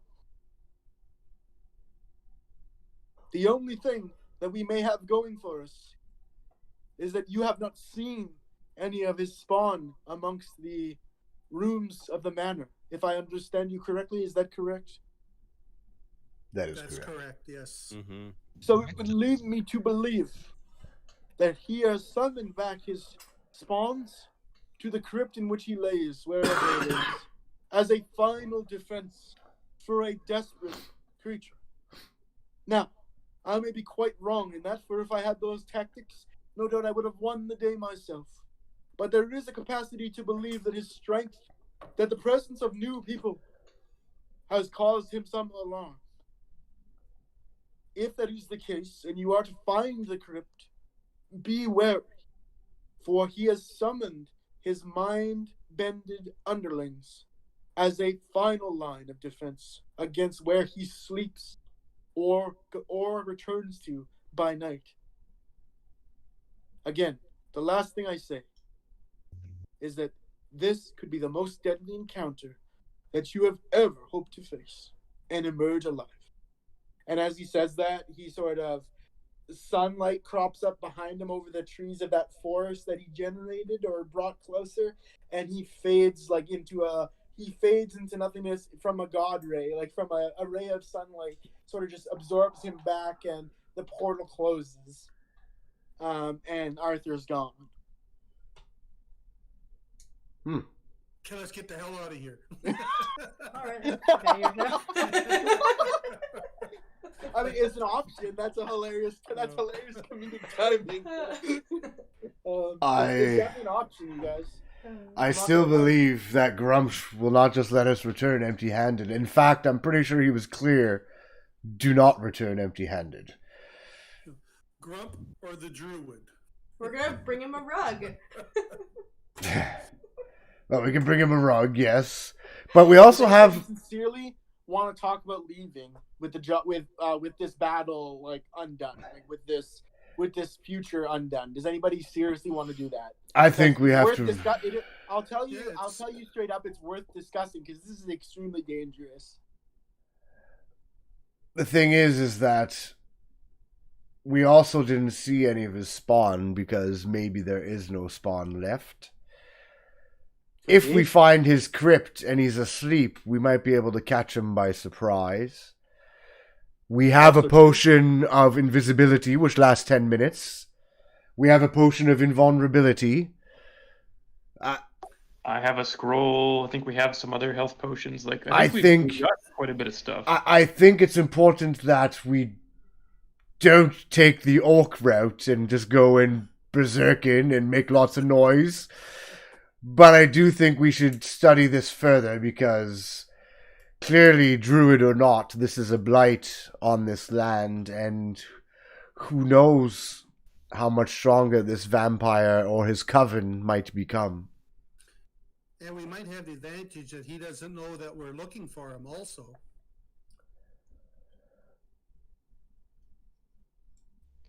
I will just say he does know. That's what Arthur was expressing, that he thinks maybe he summoned the servants back because he knew there was new beings traipsing around the grounds. But why he would do that instead of just like showing his own force is possibly why Arthur thinks he might be in a position of weakness for some reason. He being Valentine, right? Mm-hmm. I believe he is Yeah, but strategically, too, it could just be to lure us down there and give us that sense that he is weakened, and then just kind of, It could be, but strategically, we're assuming him passed through two of us and froze us where we stood, and he could have killed us then and there. So he might be weakened. I'll give you that. Yeah, that's true. He could be trying to scare us away with illusion because he knows that he's weak. So I gotta say, having just been cured by Arthur, I definitely have a feeling of a sense of duty to honor his wishes. You would. Okay, so we're off to find a coffin then. I think after eating his friend, I owe it to him, even though it's kind of his own fault because he's a bit of an old dick. But I do believe I owe it to him. And like I said, this could lead to, because we came here for riches, for Valentine's riches, and who better knows where his riches are than Valentine. Well, I mean, they could be down in the crypt with him too, right? We could just happen to stumble upon them. They could be, but we're not going to know if we don't go down there. I'm not so sure how. I don't know how we're going to approach this, but we definitely have to tread very carefully and intelligently. I think we have lots of. Yeah, well, now it doesn't matter. I'll snack on everything. There might be another bird. I want to know, why is he set corpse of Lord Valentine to Grumsh? That would be like. I see a plot hole here, okay? I want to know how this old guy knows that I ate his friend, but doesn't know that his birds were in the room with the frickin' rug. None of his friends could have told him there was a rug and people here. Huh? What is this? But yeah, I definitely. Who's to say why? Who's to say why? I know. I'm just fucking. I definitely think we now- have to now push. you know firsthand that he saw the death of his friend. Like, saw it. Yes, that's correct. He Yeah. screamed out, "No!" Yeah, he was devastated. Yeah, he really Didn't was. Didn't count on a hungry orc. No, Literally, no, I no. was like, oh, it's something. I pick it up and I bite its head off. I'm like, oh no. I'm like, oh god. I'm pretty sure we just heard a wraith or something though. Like literally, my mind was just. Anyway, yeah, I really. It's off to the cemetery then. It's up to you guys. I mean, we can stroll out of here if you want. We've been given permission, but like Rob said, I think No. to show honor towards his friend and also towards him healing our compatriot here, we should at least entertain the idea. Plus, Grumsh wants, like, we came here for a mission that if we just walk out of here, we're basically abandoning that mission as well. And I'm pretty sure we kind of wanted Grumsh on our good side, did we not? Also, For yeah. my personal reasons, yeah, I need him to be pleased with us so that I Yeah. can build my criminal We- contact network. We do know that we don't need him to heal Rob anymore. True. Right. Because he said he might have knowledge about where that batch Yeah. of poison and whatnot. That's no longer a problem for us, but we still have the overhanging looming darkness of Captain Fanar, and he seems to know a bit about that. And Derek, obviously, well, Bale can get information on that too if he and gets obviously in. Garrison being dead too. Yeah. That's still a plot point as Yeah. well. So Yeah, I, Grumsh is a powerful potential ally, and he has like henchmen and Grumps, you mean? yeah, I mean like Yeah. like whatever's gonna go down. I feel like we need some connections. Right. I do- We're I basically on our own. I Yeah, do but wonder. let's not get twisted too. Grumsh is like a brigand, right? Yeah, So like he's not like he's basically a politicized brigand in a way. So he's not necessarily as powerful as a druid or vampire or a Fanar, right? Like, but who knows how long his influence reaches? I'm just Really, saying. But Just be advised information- that he is a crooky type himself. Yeah. right? but information goes a long way though, and I think he has information. Say that again, Rob. And yeah, I agree, Sean. It does go long. The corruption of Daggerford and the Guild Council and the misuse and abuse of power, people gone missing. I don't consider Grumsh a brigand. I consider him potentially a necessary rebel. Oh, I like it. I like I it like too. it. He's So I- got some I- Grumsh in I'll the align Give him heart. some myself luck points, Any DM. Give him entity luck that points. poses absolute power. Right, because you are very disillusioned with Daggerford, right? Overall, like you are very hostile towards it, right? Rob? I do Okay. think when we I get just from what back, I've seen, it's not a personal thing. It's just observation that I believe that their power is out of hand, Right. and it's When- not benefiting the people. And when that balance may need adjustment. when we get back, just food for thought here too is that Grumsh sent us here for a specific task, and I'm pretty sure he said that he sent other people here before us. The druid didn't see anybody else come here. He said that we're the first people to step here in a long time, so that could potentially mean he was lying. Yeah. Um, I wonder if and Grump knew about the That vampire. it, that's what I'm wondering too. Does he know what's Yeah. going on here to somewhat, and he's a fucking dick for lying to us? He should have just been upfront. But Or they just never made it. I don't know. yeah, or they never Now- made it. That's now, possible. This is extremely interesting because it does open up basically plot chance upon plot chance, right? Because in some way, if Grump knew what was going on, you have to wonder why he would send you guys there. Like, what would he have to gain from that if he knew there was a vampire family there, right? Or the druid lied about who came and why. Why would he do that? Or it goes on and on. There's like 3 or 4 different little Yeah. layers that might reason like as to why this could be. Like, where's Fanar in this? Did Fanar know there's a vampire here? It's not very far from Daggerford. Just But something to now- think about. But are the vampires technically in our plane? Because it made it sound like their battles sent them to their own kind of different planes. You caught is what- that, eh? Yeah. Yeah, because you said that you kind of said that. So I mean, that doesn't mean that we're not going to find his body here still or something like that. But you said that in the battle that the magic was so great or whatever that it kind of made like a rift, so to speak. Ripped a rift between realms. Yeah, and clearly they can travel between, whether permanently or whatever with struggle, but right, like astral projections basically is what it is. Yeah. So I mean, it's proof it can be done because I'm on this plane. Yeah. Right, because you're from a different plane, also, right? Right. So I know you can travel under the right circumstances. Right. So the question is, so what you might be getting at, if I'm not mistaken, Sean, would be that maybe they're not even present in the plane, like necessarily. Yeah, well, what I'm saying is that somebody might have came here. Like, it's possible, like, just like entertaining the idea that does Fanar know that there was vampires here, or whatever. Like, it's nobody might actually know officially. That for them, it'd just be a fucking mansion that everyone thinks is haunted. Like Grumsh might the amount that Grumsh knows is we'll have to question him when we get back to him, if we get back to him alive.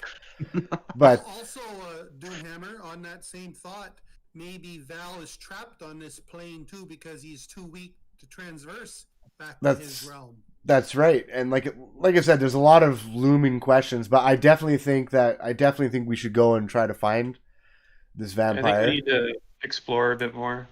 So we have the graveyard, we have the servants' quarter. I'm gonna give 2 luck points to everybody for a good conversation. So thank you guys.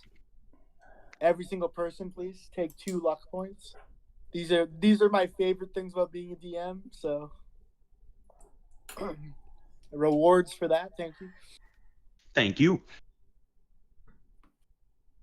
And good talk. Good talk. I love it. So okay, so there's some places you guys want to check, right? Graveyard, under the rug, so on. Why don't you make a choice right now? There's also the servants' quarters, like a little side building, if you want. I have a question. Well, yes. For Doomhammer, let's check under the rug first.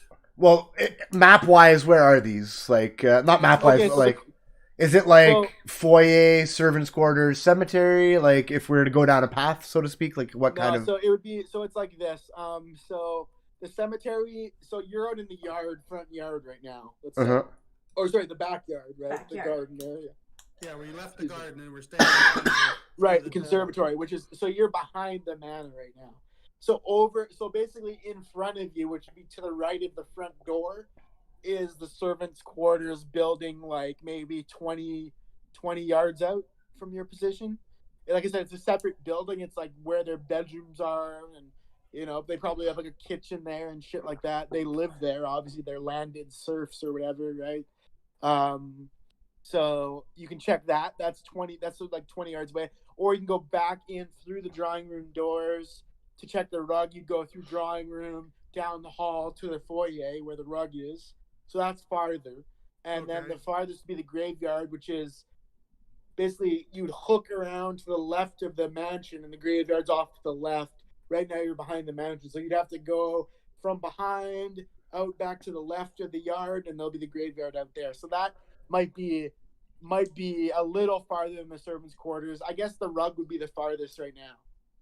So servants, rug, cemetery? Could do, yeah. Yeah. Is that going to be our... I have a question. Yeah, go ahead. So they said the weaknesses for the vampire. We need stakes and we need water. Yeah. Wasn't there a dried well in the front? No? There was a dry fountain. Yeah. Like an old I don't know if it wouldn't hurt to try and get these things before we find the vampires. Yes. Well, yes, obviously. I think the cemetery... We should make some stakes, maybe? Like, I don't know. I think the cemetery should be the last step for sure. Fancy that. Yeah, maybe are there some wood splinters from the broken staircase, maybe? Stuff, yeah. Or in the woods, like the we're staircase outside. was iron. Can I snap a javelin in half and make it a stake? Sure. I mean, because I have 4 javelins. I mean, I can snap them in half. We got enough for everyone. Okay. Do you want to take a bit of time to snap them and like whittle them into a point? I guess. How about we go into the servants' quarters and everyone else will look around while I do that? Sure. You're okay being left yeah. alone? You're okay being left alone? Well, no, I'll go to I can do that in the servants' quarters, can I? Okay, yeah, sure. You can do it like unless you want. Right. Yeah. Well, I'll go into the servants' quarters, and while other people are investigating, I'll start breaking up the javelins. Yeah, good thinking. You're willing to sacrifice your javelins for this right now? I'm willing to sacrifice my javelins. I'm an orc. I like to be in people's faces, okay? All right. All right, so you guys are gonna get some makeshift stakes. Maybe not the most durable, but he has at least 4 to hand out. So Well, if I snap him in half, we have 8. So we oh all right, have yeah, him. you're right. So you have Are one you for gonna everybody. do a wield? Is somebody gonna do a wield? Some? I'll give an honorary steak dinner to the DM.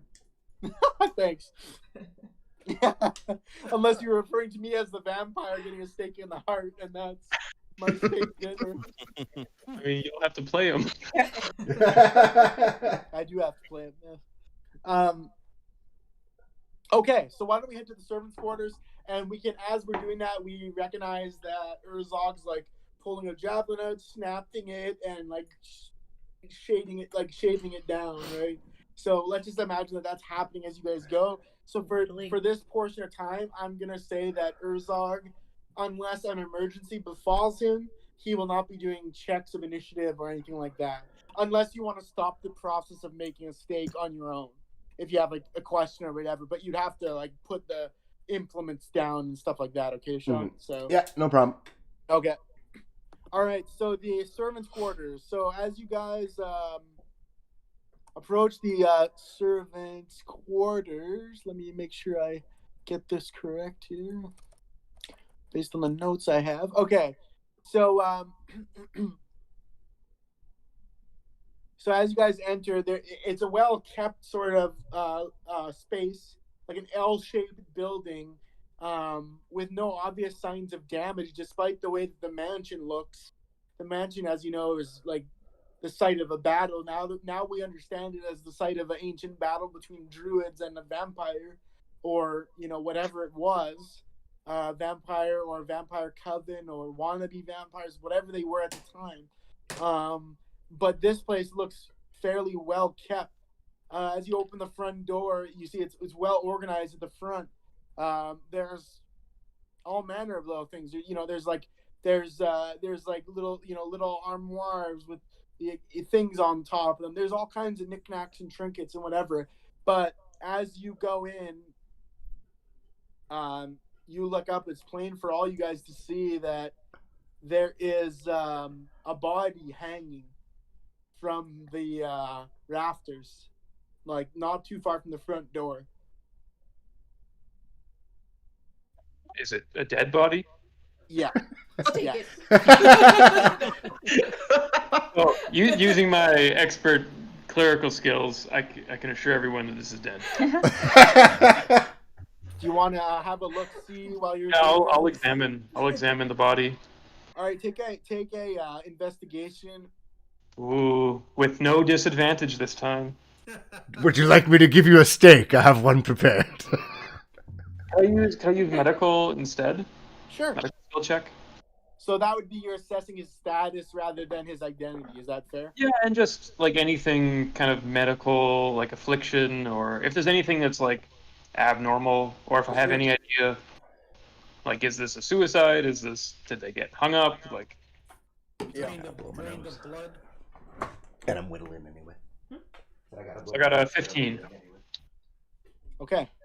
So as you examine this hanging body, I think it occurs to you, Sal, if you don't mind my saying, that you would your nature cut him down, right? Is that correct? Yeah. I thought you would. So why don't you go ahead and do that? And let's assume that was done during this examination process. You rolled high enough to do it, assuming that's what you want to do. I consider your I'll put the body down and right? examine. Yeah. So these are proper protocols in a way. Okay, so you're examining. I'll be saying some blessings as I'm doing this, like muttering to clinical myself. type treatment, right? So as you're going through this, you notice the body is remarkably preserved. Like it is, it's as if it was hung yesterday. Nonetheless dead, but we're not talking about a skeletal body of 300 years or so. There's no decomposition. There's just the faded skin, the rigor mortis type of deal. It occurs to you that this person was definitely hung from the rope, right? That's obvious to see that the hang marks are strong. There does not seem to be evidence of a struggle. Are there any bite marks if I look around the neck? Yeah, the answer to that's a no. Okay. No bite marks and no struggle, no like blood encrusted fingernails, nothing like that. He does have dirty hands though, like dirt, like soil. But it appears upon first blush this was a suicide to you. If you want to do any more investigating, I would recommend like an investigation check or something of that nature. I think I'll just lay the body here, kind of respectfully, and say a few blessings quietly to myself. Okay. And you're really sharing the information with the party. Yeah, I'll just say, I like as I'm examining, I'm just basically saying what you're saying, like, no signs of a struggle. It appears to be a suicide. Mm-hmm. No bite marks. I would like to investigate to find out who it is. Okay. All right, so roll D20, please. I got 18. Okay. So you're going to take a look at his clothes. You're going to take a look at his face. You're going to take a look at anything might be in his pocket, stuff like that, okay? Yeah. So as you do, you notice again, he's an older gentleman. Looks to have lived a hard life. He's got dirty hands, calloused fingers. He looks like he's worked the fields or tended the garden or something like that. It's not like people have a name tag that says like Bob the Gardener, but like you can surmise. What's that?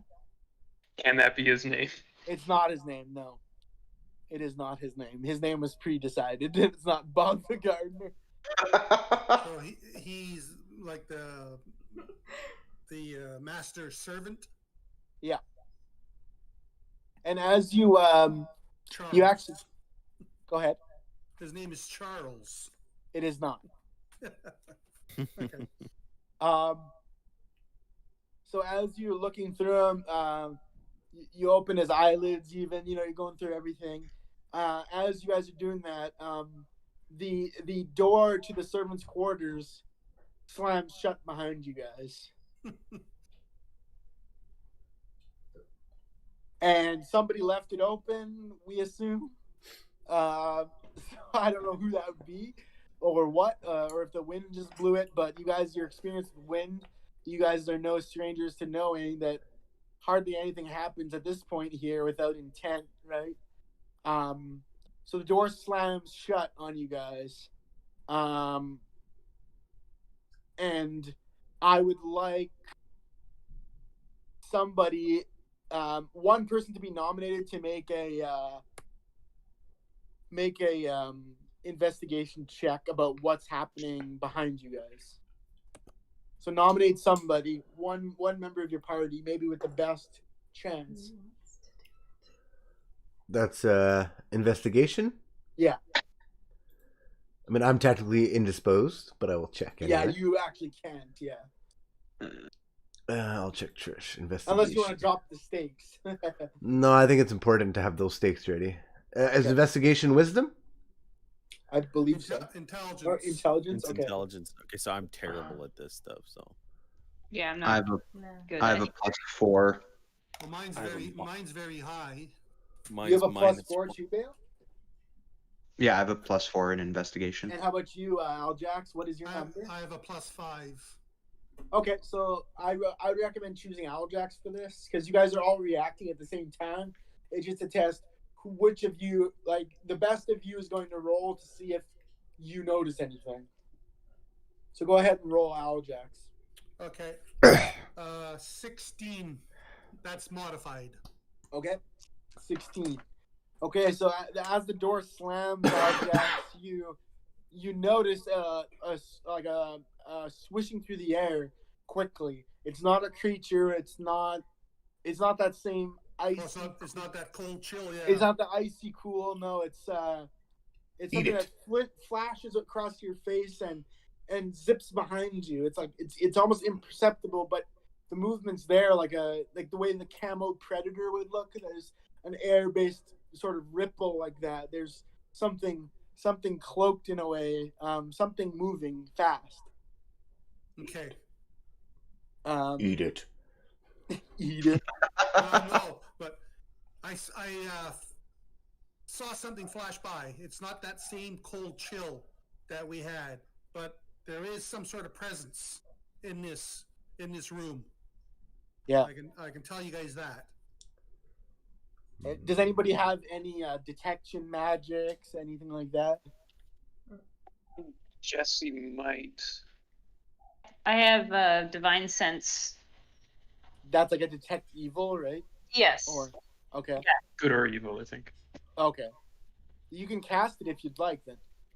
Yeah, I'll go ahead and cast it. So divine sense, I have 4 times I can use it before And a that's long refreshed. rest. That's fully refreshed from our rest, right? I believe. I guess. I don't know. From Yeah. a dull form, I don't know. Like 100% after that. But yeah, so I can know the location of any celestial, fiend, undead within 60 feet. Wow, shit. That's gonna be very useful. I was gonna say, are vampires known as undead? They are. Yes, they are. Well, that's an ace card, isn't it? That's an ace in the pocket. Yeah, really. Why am I wasting my time making these fucking steaks? Somebody on casual was and I can know the undead in 60 feet. Wait, what? I just realized that, yeah, vampires are dead. Yep. Maybe that's why Arthur chose you. Maybe. Probably, yeah. All right. So do you want to try to detect this flash? It may not be among those categories, but you can only do it to find out, right? Right. Okay. Is there a difficulty check on that, or you just cast it like at will? I just got 4 times I can use it. Okay. But yeah, I can. I just have any. It's like a paladin. Anytime. It's like a paladin thing. Yeah. Right. Okay. It's like a cantrip for a paladin, basically. Yeah. Cantrip is Okay. just- I am going to take my medication right now, but I will allow you to do that. Are you gonna turn into a bat? Am I? No. Okay. This is to make sure that I don't.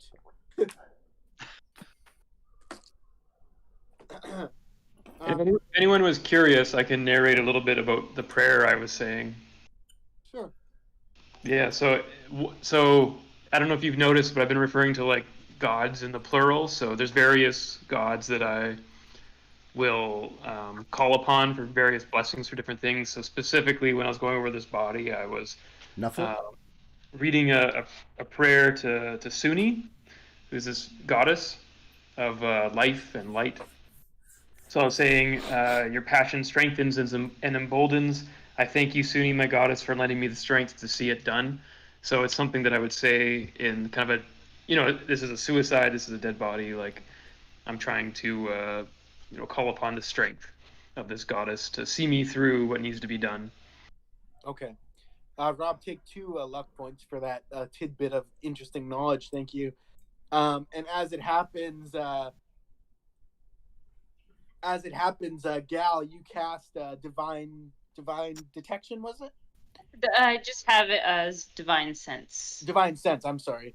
And so, as you do so, it sort of traces the outline of a figure, and the figure matches the body hanging.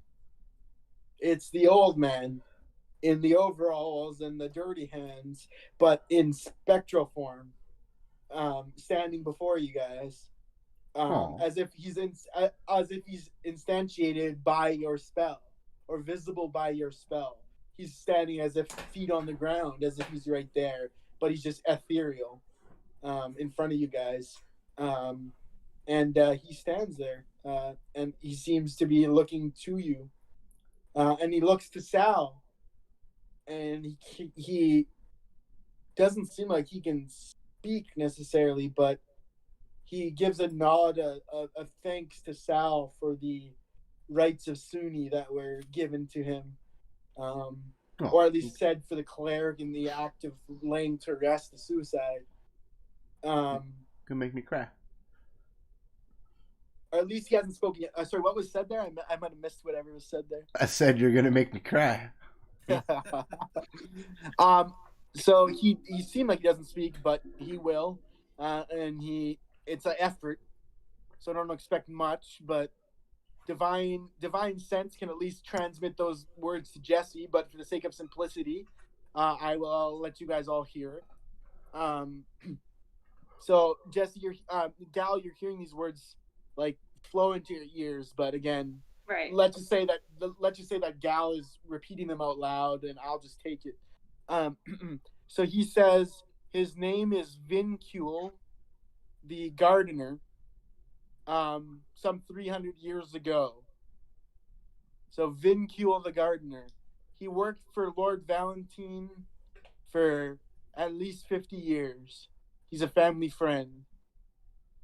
If you have questions, now might be the time, he says.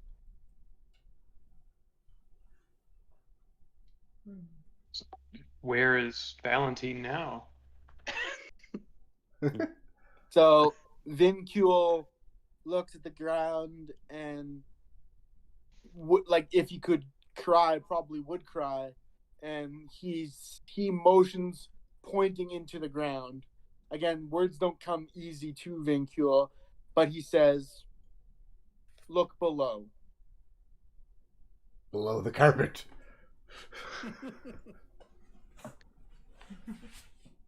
And he also seems to feel guilt comes across in your mind, Gab.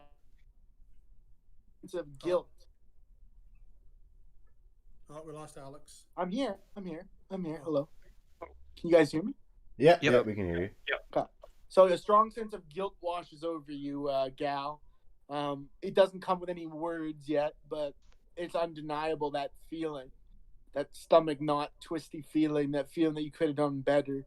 It comes to you as if you have it, but you can separate that it's not yours in this context. Any final questions? There's only so long that this sense will illuminate this ability, this parlay, I guess. You maybe have time for 2 questions, 3 at most.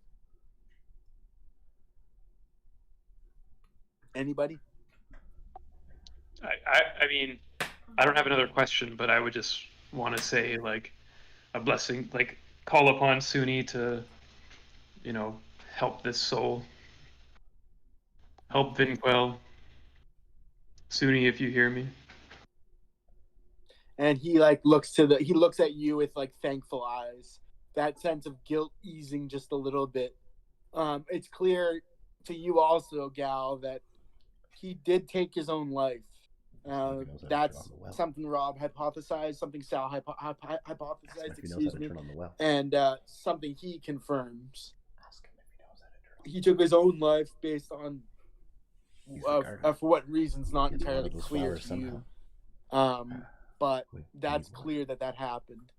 So I'm whittling. I'm not allowed. Sort of been trapped here in the servants' quarters since that time.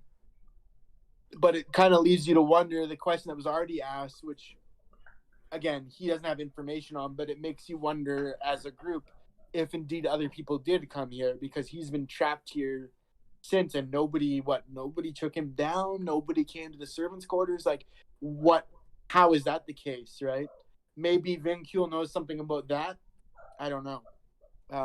It's up to you guys if you want to use one of your few questions. His time is quickly running, so let's say you only have time for 2 questions now. I would ask them quick or not at all. I would like to ask him if others have come looking for Valentine. Okay. So he imparts to Gal that seemingly nobody has got past the front gate. He saw people coming to and fro, looking at us like a spectacle, like a haunted mansion, but nobody felt the need to open the gate and come through the broken gate, as it were. They sort of just stopped there, and as if they were held back by something. He couldn't say, but it could have just been that they didn't give a damn. They didn't think it was worth it. they believed the theories that it was haunted, whatever the case, or they were held back by some maleficence or something. He's not sure of that either. He imparts upon you, Gal, that he loved Lord Valentine. He loved the Valentine family. His sorrow is for them, because he believes that Valentine did not start this way, that he wasn't a vampire across the ages, that Valentine became a vampire late at those times, and he manifested those behaviors, was found to be, like, I guess, by the Druidic coven, preying on people in Daggerford. But his time as a vampire was not centuries. It was mere 2-3 years, Vincule thinks. And it was at that time that he'd realized he'd become sterile. And why? Because Lord Valentine was a apothecary, as evidenced by his lab. He knew something was wrong with him, but not sure what. So according to Vincule, he was trying to isolate what was going on with him, trying to understand what was happening. But then when he realized it, when it became obvious, he tried the next best thing. And then Vincule stops and says, because, well, you'll see. Go see the graveyard. But Lord Valentine did what he thought he needed to be at peace. And it never came to be that way. His affliction was not his fault. His affliction wasn't a thing of evil, nor was his effort to give birth to a son. And then the spirit fades away. Oh, we had one more question. That's all. And as you guys look throughout the servants' quarters, it's clear that there's just sundries. There's just plates and cups and, paintings and whatever. Some of some modest value. You can take some if you want. You can leave it undisturbed. You can leave the door now if you wish. There's not going to be anything of further value here, other than if you want to loot it or something. Any final words? How are those steaks coming, Herzog? Should be good by now. Should be good. Oh, they're complete. So I will throw a steak to everyone. 1, 2, 3, 4, 5, 6, 7. I'll keep 2. Okay. Thanks, Herzog. Yeah, it's a noble sacrifice of your equipment, but for good reason. Add a steak to your inventory. I did. Now, be advised, these things, you guys know that they're impromptu steaks. It's not like they're imbued. It's not like they're anything of the sort. It's not like they can withstand, crushing through bone. So if indeed you have to put these to use, put them to use sparingly and put them to use accurately, or you may not succeed at all. Okay? These things can break. These are the broken shafts of javelins, right? So be careful with these. So you guys want to leave the servants' quarters? You met Vincule, the gardener. He says, go have a look in the graveyard, and that Valentine is below, but he didn't say below what. He tried to give his justification for Valentine's actions, saying that Valentine was afflicted somehow by vampirism only in the final years of that era, not for centuries. Did the Druids act hastily? Was Valentine a good guy? I don't know. This is something that Vincule at least was trying to impart. At least, Gal, you can have the sense that he was trying to argue for Valentine's, for the vision of Valentine as not being ignoble, right? Not being evil. But vampire is a vampire, and I'll let you fill in the rest, right? But shall we go? Where shall we go next? 2 spots left: graveyard and the rug.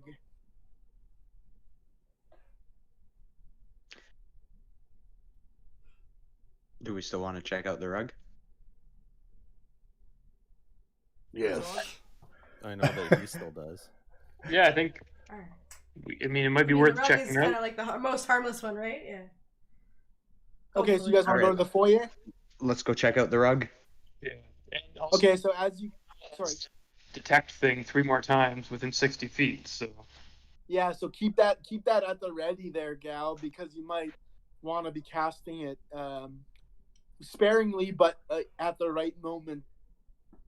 You know, because you only have 3 more uses this day. So, so as you guys are moving through through from the servants' quarters back into the drawing room, through the drawing room doors where the glass was shattered. Presumably, this is where the druids, in their bid to destroy the vampirism, they they pushed the glass doors in and shattered through things.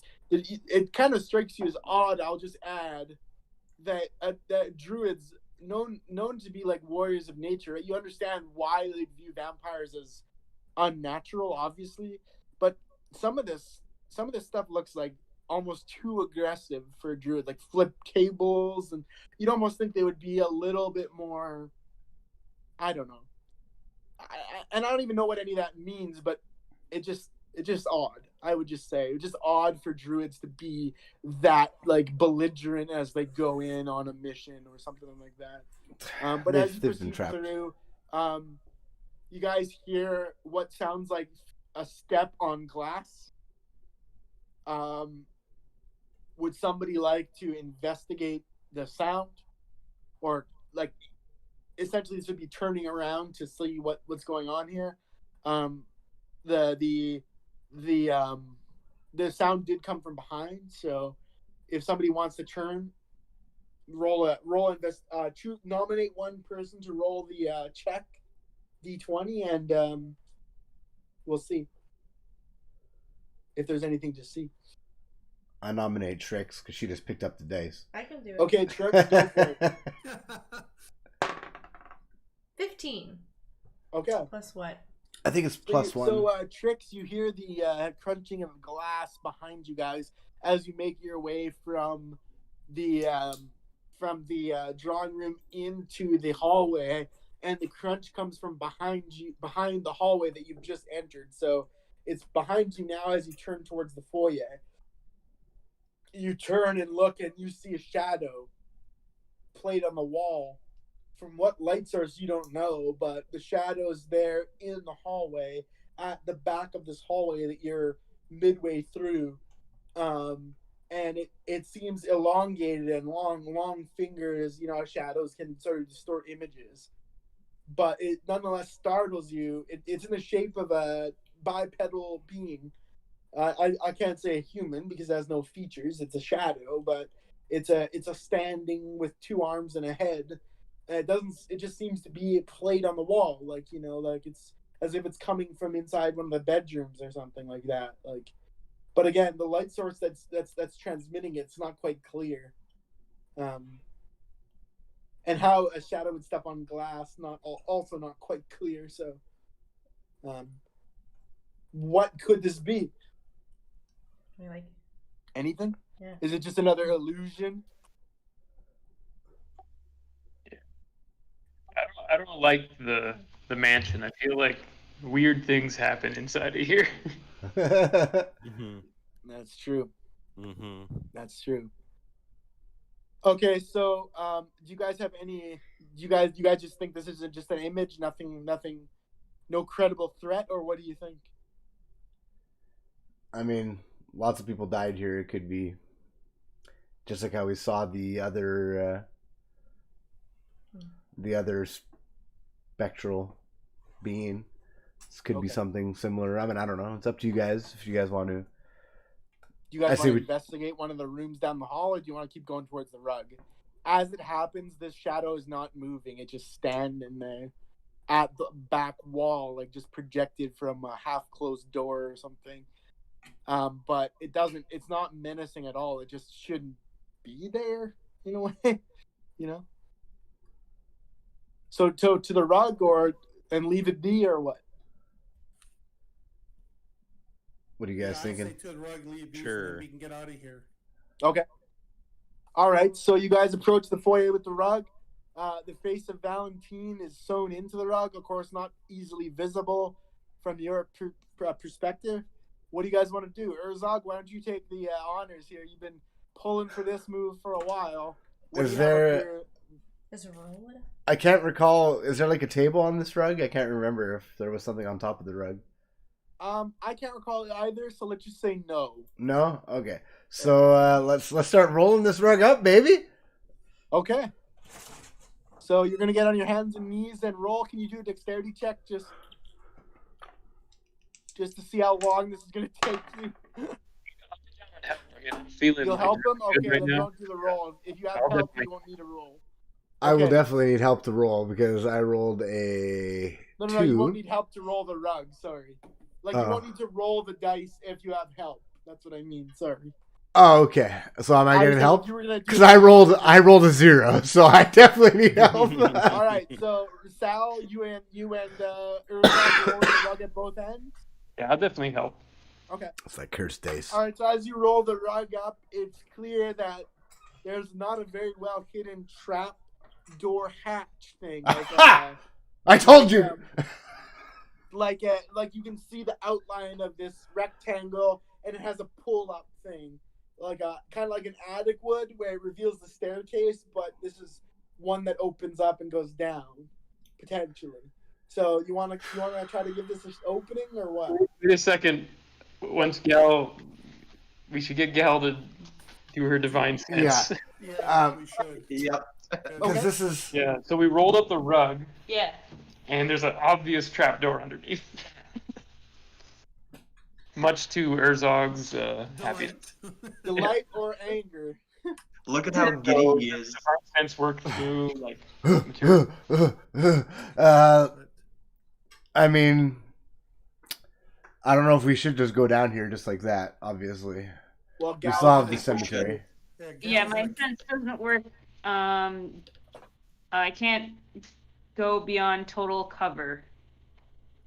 So we got to open up the Ah. door. there's a wrinkle, so it cannot cast itself through the ground. So down yeah. you go, I guess. We have to open the door and go down and have the stakes ready.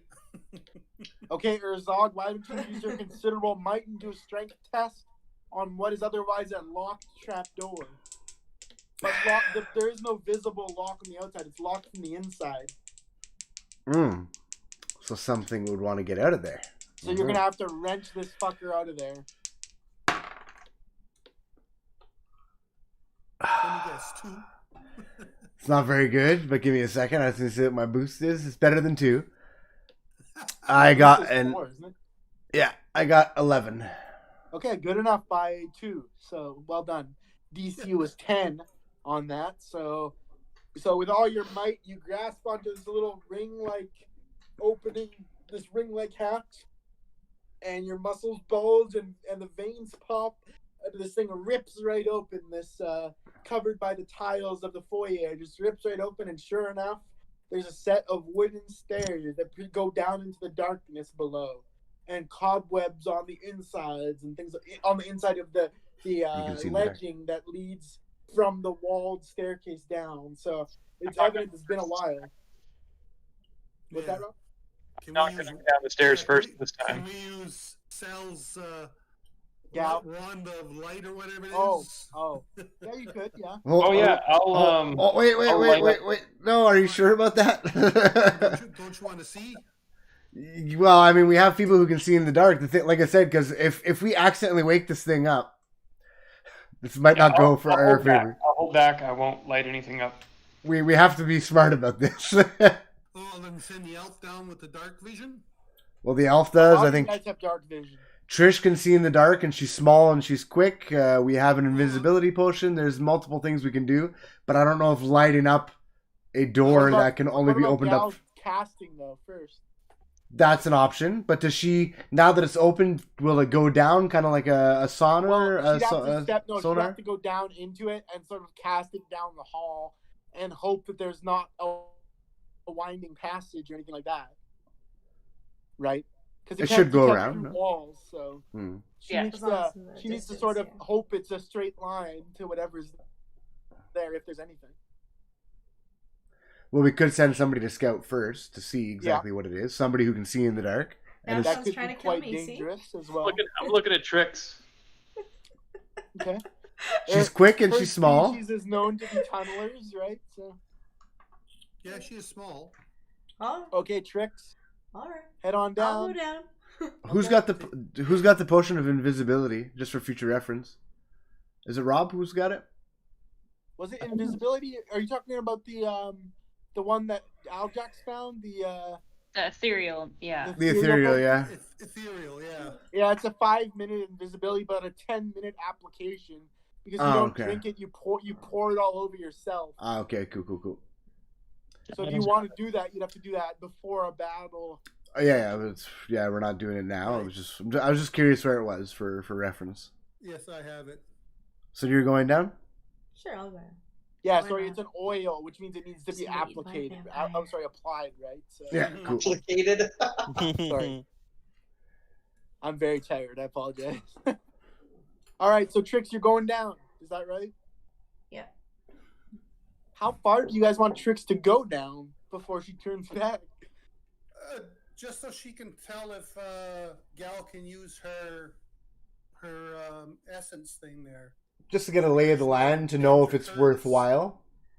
Okay, Trix, I'm gonna let you guys all stay in the group here, but Trix, as you just said in the stairs, you can see pretty clearly in the dark. Kobolds have that ability, so it's not like it's not like you're going to be surprised. But as you go down, it's like there's an interesting mist on the ground. It kind of obscures the ground itself in like almost like a comically obvious classical horror movie kind of way. Like there's just like a frigid mist running across the whole floor, and as you go in, you see that there's no obvious significant like detours in the movement. There's a couple bends and whatnot as you go in, but it's a relatively straight passage that as you proceed maybe 20 steps or so, presuming you actually want to go this far, there's a larger opening, but something to you feels amiss, and I want you to take a perception check, please. Yeah, 13. What'd she say? I can't hear you. 13? 13. Yeah, 13. 14 because she has a 14 plus. plus 1. Okay, Trish. So as you walk forward, it comes to this opening, this square opening, like almost like a meat locker type of vibe to it. Whether that's what's here or whatever, it's hard to tell. Even with your dark vision, it's hard to tell exactly what's there. But you have the smell of something like bad, like rotten, comes across you. Like this is not somewhere you want to be right now. It's not me, I shout. So there is, like I said, there is an open floor plan, and it goes back to a wall. Like again, there's mist all over the ground. It's hard to know what's exactly like on the shelves, if it's potions, if it's blood vials. It's hard to tell what's in there. There's some kind of liquid, but you also notice something huddled in the corner to the right of the back of this room, and it seems to me that that's where the stench is emanating from. It seems to you, rather, that that's where the stench is emanating from. Some sort of huddled figure, like leathery look to it, like brownish something. It's hard to tell colors in dark vision, but sort of like this matted sort of something. It's hard to tell if it's a being or a pile of clothes or what. From your perspective, do you want to approach it, or what do you want to do? I think you should get Gal down here. Well, maybe I'll just go up and tell them what I find, and if anybody else would like to join. Sure. Okay. So now I just want to add to you couldn't discern any eyes or anything looking at you or anything. It wasn't like, whatever that thing was, it stunk like hell, and it was motionless in the corner. Whatever it was, like I said, could be a body, could be a thing. I don't know. You don't know either. It's hard to tell. So you want to head back up? Okay. Yeah. Okay. Yeah, I'll head So back up Trix, and just you tell them head what I back up see, and and if you they want to inform investigate further. everybody. I'll just say that there's something like maybe rotten, dead in the corner. Sure. So what'll it be, guys? Well, maybe this where Sal could just use his light down there so we could see what it is. Yeah. Could do. Poke it with a stake. I don't Gently know. Poke. I don't know. I don't know if I want know to. that there's nothing. Just for the record, the passageway is big enough for 2 medium abreast only. Until you get to the large square room, then you can all fit in a semicircle if you wanted to or anything. But given Trix's small size, she can sort of scuttle beneath the legs too. So let's say 2.5 abreast right now if Trix wants to be at the front lines. If not, then fine. But And Yeah, one orc. I'm good to go down. So Sal, you want to be one of the front two then? Is that Yeah, sure. I'll okay? Who wants to join Sal shoulder to shoulder as the front rank of this? Or are you just going down yourself? I'm sorry. Well, does anyone else want to come down? I'll join him. I think we should all go. I'll go back with you and just show you. I don't think we I know should- where the little huddled thing I is. don't think we should light this place up just yet, though. I think we should. Yeah, be very quiet. I'll keep the light down. But does someone with dark vision want to go in front then? Like lead the way? I have dark vision, so I could go with. As do orcs You too. do? And Do I? Yeah. I think you do.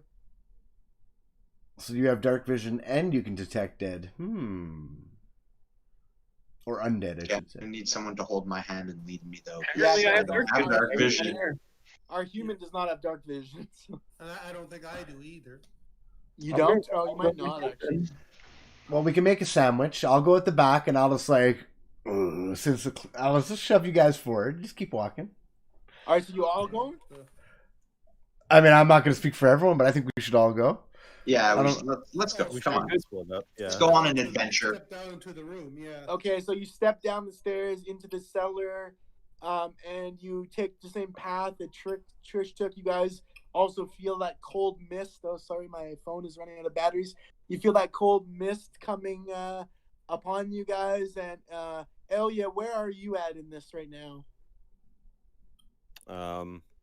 Probably best for me to be. I don't know. I guess with since Bale can't see, I'll be going down like beside him. Probably the best, right? Because if Okay. Sal is first with, who are you with? I think I'm with Gal Yep. Okay, so then Gal I'll and do- Trix, I think. and Trix. Yep. Yeah. Okay, so thanks, Kyle. So as you guys go down through this passageway, the cold mist at your ankles, or in Trix's case, at her knees, and you guys go into the big opening now, the square. And Trix, you probably point to the corner like, SPFU, shut the fuck up. But there's something over there, right? Like, now what, guys? The room's open up in front of you. It's like I said, it's unclear what's all everywhere, but Y'all wanna use divine sense on this? up I to you think that'd guys. be a good idea. Probably a good idea. Okay. Okay, if everyone wants to, I'll do divine sense. Because you have 2 more still. Yep. And we have one location still after this, right? So Mm-hmm. All right. I'll use my divine sense to see down this hallway and into this room. okay. Okay, so into the square room you cast Divine Sense, and it occurs to you that the thing in the right corner is a living being, and its heart rate is extremely slowed, but not non-existent, okay? And it is not friendly. It is evil. All right. So it has still not stirred at this point, but it is an evil being with a slowed heart rate, Sounds like huddled steak into a time. corner. I mean, if it's evil, like What's I that? feel like if it's evil, it's time for us to advance. Okay, With stakes in hand. It's still unmoving in the corner. It's still So- unmoving in the corner. Yep. So Take this it- is well, it's still. It's don't- not undead though. we. What's that? It's not undead. Oh, sorry. It is undead. It is undead. Oh, it is. Okay. That doesn't My necessarily mean it's a vampire, though, right? But we're gonna assume it is. But Oh, That that's doesn't I mean, we mean can it. try staking it through the back. Rolls. Yeah, as you guys Well, we have take a other glance weapons. at We it can all and try understand something it. else, too. Sorry, Trish. Go ahead. Sorry. I said just like it might not be a vampire, like maybe like a stake isn't necessary, or it's just like any kind of like evil being needs a stake. No, this would just be the vampire afflicted would need stakes. Yeah, but Like this is a specific But stakes- weak. Go ahead. This is a specific weakness of the vampiric. Is the Yeah, but a stake stake through the heart will still kill anything. somebody? Yeah. Yeah. But the reason you Yeah. need this for a vampire is because they're immune to most weapons, right? Yeah, well, we don't have to leave the stake in. We can just kill it and then pull the stake out. Right. If it's not undead. If it's that easy, yeah. So does somebody want to volunteer to go towards it, or still unmoving? Heartbeats faded from your ears, Jesse. You can no longer sense whether it beats or not now. Is there nothing else in the room? There was nothing that was illuminated by divine sense. So not living, evil, or good, or dead. No signs of like vampiric blood or anything like that. Bale, is that you that I sense preparing behind me? Yes, it was. Do vampires... It was. This is so much question to the DM, because the DM shouldn't be able to answer this, but do vampires have a... not a weakness to light, but if we were to light this bitch up, yes. if we Yeah. were to light this place up quite bright at the right moment, could we perhaps visually stun this thing? So you said yes, so... It has to be natural sunlight, though, just to be clear. Hmm. It's not. It can't be magic light. Like that's not going. That might disrupt it and anger it, but it would not do damage. Actual sunlight does damage to vampires. Yeah, well, it's more for... I was thinking more, not damage, but I was thinking more disorientation. Because That when might work. That probably would work against any creature, you know? Because when we get up to it, or when Bale gets up to it, since he seemed to have left his hand and prepared himself for this journey, maybe they can coincide that's when Rob lights his bitch up at the same time as Bale gets ready to stake this thing. Okay. Is that the plan? So, Bale, you're creeping, and as you go creeping, is Rob going to light this thing up with his spell, and then you guys are going to 1-2 and, I'm ready. and act I'm quickly? ready. Okay. 2-piece, baby. Okay. Before we approach, I'm fiendish vigoring myself. Okay. Okay, so that's your level 2 ability, right? First time you use this, right? Yeah. So what does Would that mean for everyone that doesn't know?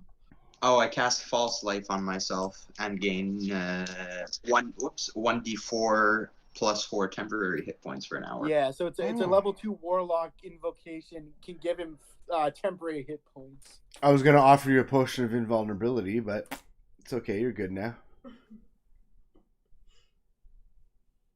Rob, So we you just want slightly to... part the line, leaving enough room for Bale to come rush between us. Now, we're in a big square room, right? Maybe we should Yeah. set ourselves we up are. kind of a perimeter. I mean, we can't fully get around it, but maybe like a semicircle at a distance around. Yeah, I think we should semicircle spread out so that we encircle the corner. Yeah, Mhm. yeah. Smart choice. Okay. You ready to do this? Yep. Yeah, I got. Yeah. And Bale is Ready? So, Bale, you remember what we talked about before, right? One of the things that you have that maybe only somebody noticed. Yes. Now, you might want to be careful or take care with, I can't really say much more. I'm hoping you know what the hell I'm talking about. Yeah, I know what you're talking about. Gotcha. Okay. Well, I mean, yeah. Do you think it'll be a problem? No, it's not going to be a problem. All right, so you make your advance, and as you make your advance, it comes clear to you that this thing stinks to hell, and there's a matted fur on what it looked like shoulders, and but the shoulders have like a leathery texture to them. It's like the thing is like a half bat, half bipedal or something. It's like hairy and leathery, maybe winged, who knows? But if it's winged, it's wrapped in them and huddled in the corner. It almost seems not like a true vampire, but because true vampires are fair as skin and things like that. This thing is like bestial, but still human. but it certainly has a likeness to vampires, though you can't see its face yet. It's still back to you with leathery arms and Vampire hairy baby. back and a spine protruding up larger than a regular human's out of the skin, not out of the skin, but pushing the skin up. Now, how do you propose to get this in its heart? Its heart's not facing you. Well, through the back, will do through the heart also. Okay. Is that what you're gonna do? Yeah. So you raise what you tell me what you do here. All right. So carefully approach the creature. Can you make a now is this correct? Can you make like a stealth check or something like that? There is Yeah, I something could, like yeah. that, right? I think it's based on dexterity, if I'm not mistaken. It might be, yeah. Yeah, it's a separate skill, stealth.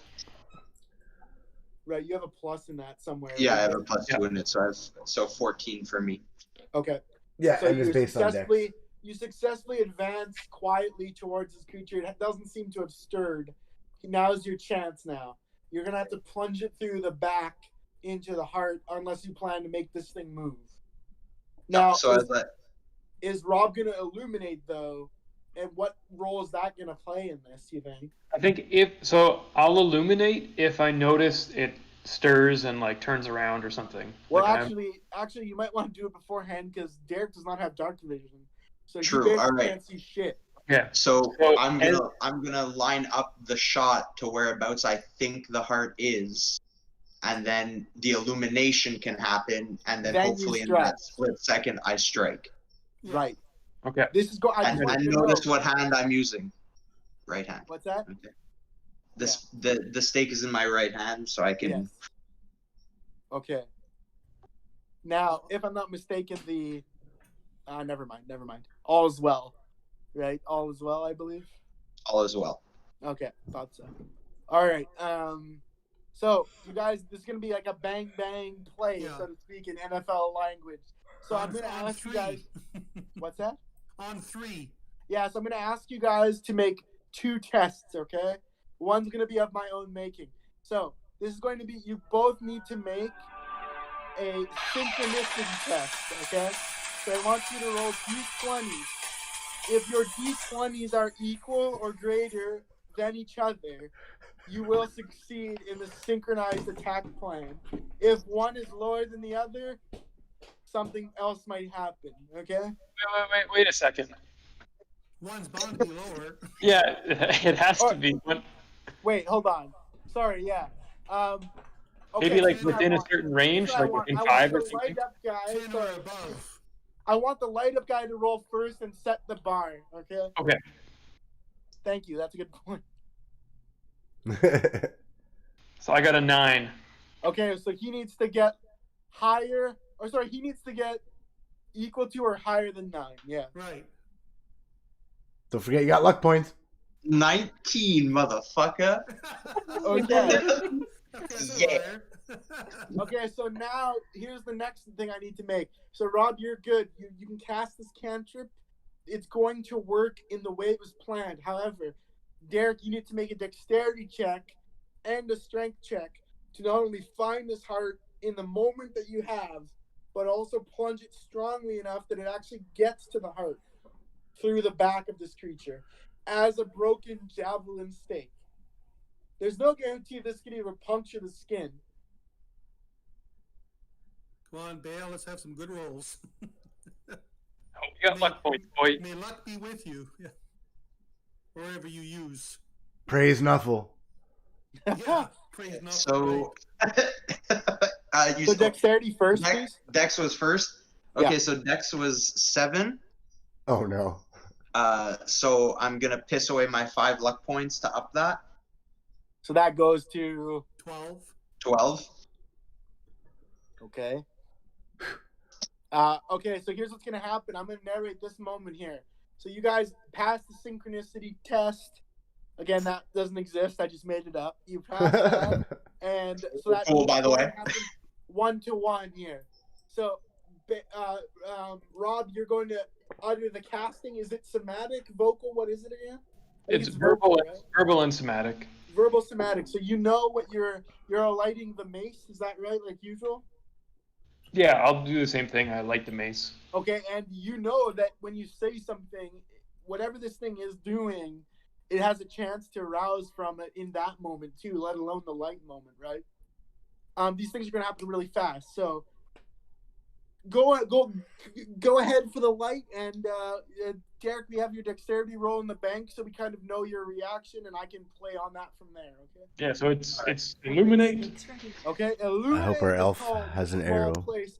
And in drawn. this instant, okay, the creature that had its back to Bale twists around as the room gets illuminated, and all in front of you guys, you see a brown skin creature, like I said, furry brown skin, but with obvious fangs protruding from its teeth, all the canines protruding down, and its eyes pure red, like pure red lasers. There's no sight of a pupil, nothing. And Bale, I need you to take a D20 test, okay? And I'm going to call this a terror test, because what you have seen is something you never want to be this close to again. I need you to make a bravery test, a D20, let's say. 19. Okay. So, you guys, the steely hitman has plunged a few daggers in a few backs before, so maybe he's not too stranger to this, regardless of how horrific. Unfortunately, Bale, as you go to drop the stake into the heart quickly to the screeching being, whose leathery, short little wings are not flight worthy, but like drop from its forearms as if it was growing them, but yet not grown them yet or something. Unfortunately, your check of 12 is not good enough, and your stake misses the mark, Bale. So the split second that you have, you jam the stake and it hits it in the upper shoulder of the side nearest to the heart. It's right in his chest, stuck in his chest, and it lets out a fiendish howl, but you've made no contact with the heart. Just for the record, the check you would need it on that was a 16, and you rolled a 12 with luck. So you've dealt damage to it, and I need you to roll a D4 only. A D4. 2. It takes 2 points of damage. I need everybody to roll initiative checks. Bale, you have advantage because you struck already. But your turn will already be considered over. But nonetheless, roll for advantage because you knew you were in a fight already. So maybe next round you'll have a chance. Everybody roll 17 on that. 17? Yeah. I also got 17. 19. 19? Okay. I got an 8. Okay. 8. Elia? 17 plus 3. So, okay. Wait, what's the plus on? Sorry, what was the plus for? Is it intelligence? The initiative plus is what? It just, you have an initiative amount, I believe. It says it on your sheet. Oh, so I got 19 plus 3. No, sorry, Trish got plus 3, so that's 9, 10, 11. 11. And, okay, I'm actually 17. I'm minus 2. Okay. Okay. So, you guys are face to face with a vampire spawn. Okay? And it seems that this one is undergoing some kind of metamorphosis that's beyond any of your guys' knowledge. But what you have in front of you is a half bat, half human, more bat than human, but still standing on 2 legs with 2 arms. So, human enough to understand it as a humanoid. This is no bullshit, okay? This thing's challenge level, okay, its challenge level is a 3. Or sorry, it's a 5, which, to put it in perspective, okay, a goblin's challenge level is 1, okay? This thing gives 1,800 experience if killed. This is no joke. And Bale, you are about a foot away from it at most. All right. This I would have liked you had to have rolled a successful stake. Unfortunately, we're now in a battle. I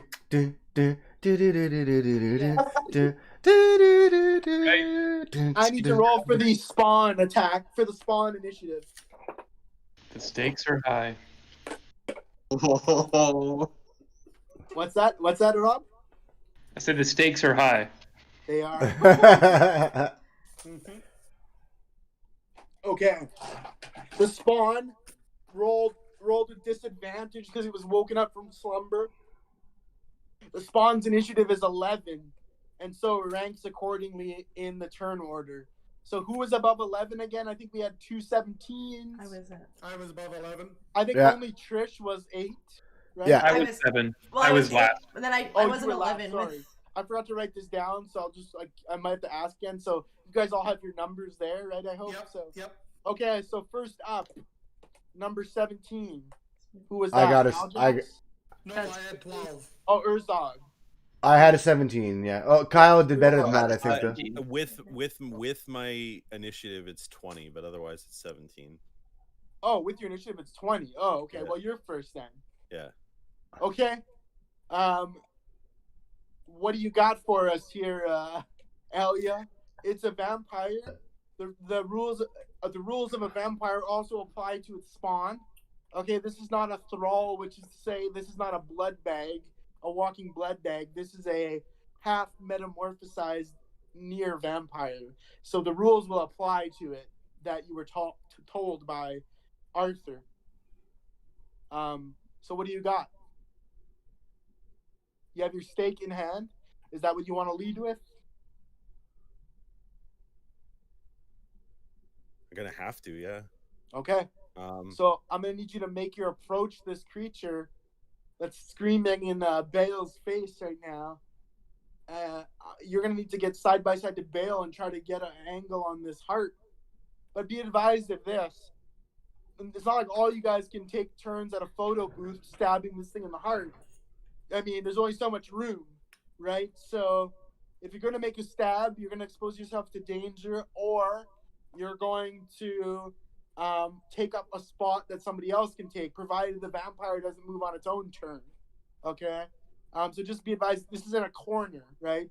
You can fit maybe 2 people to stab at this heart. Bale's already there. So, Elia, do you want that person to be you?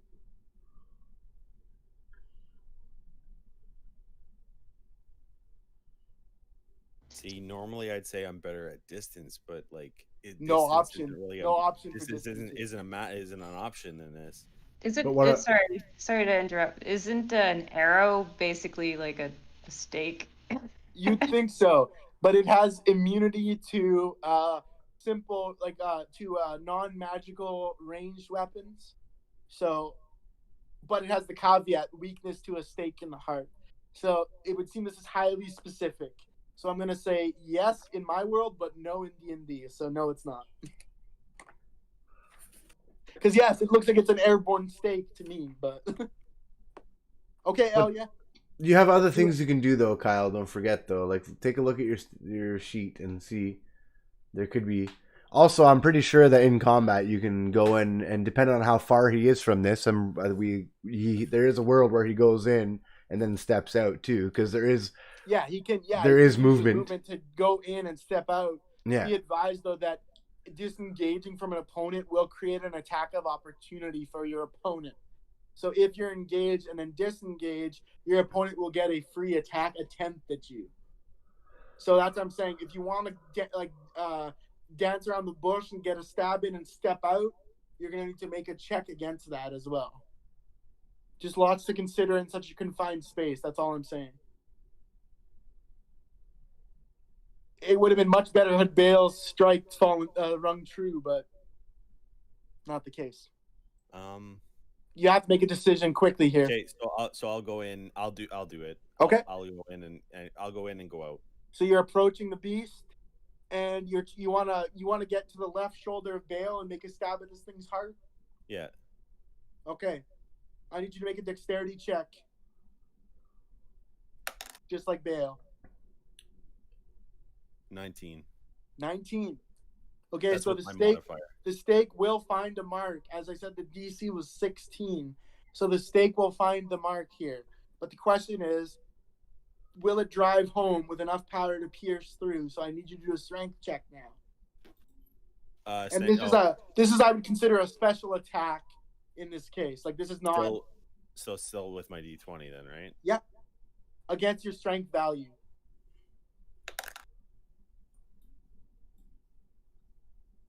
Okay. Oh, and I get a +0 on that.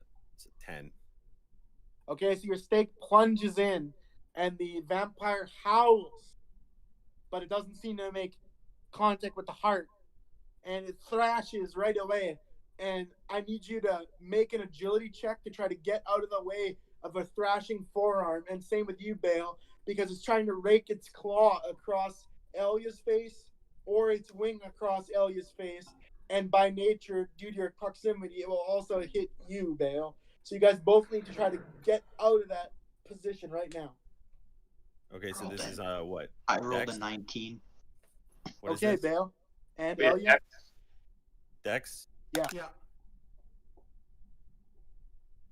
18. That's with a modifier though. Okay.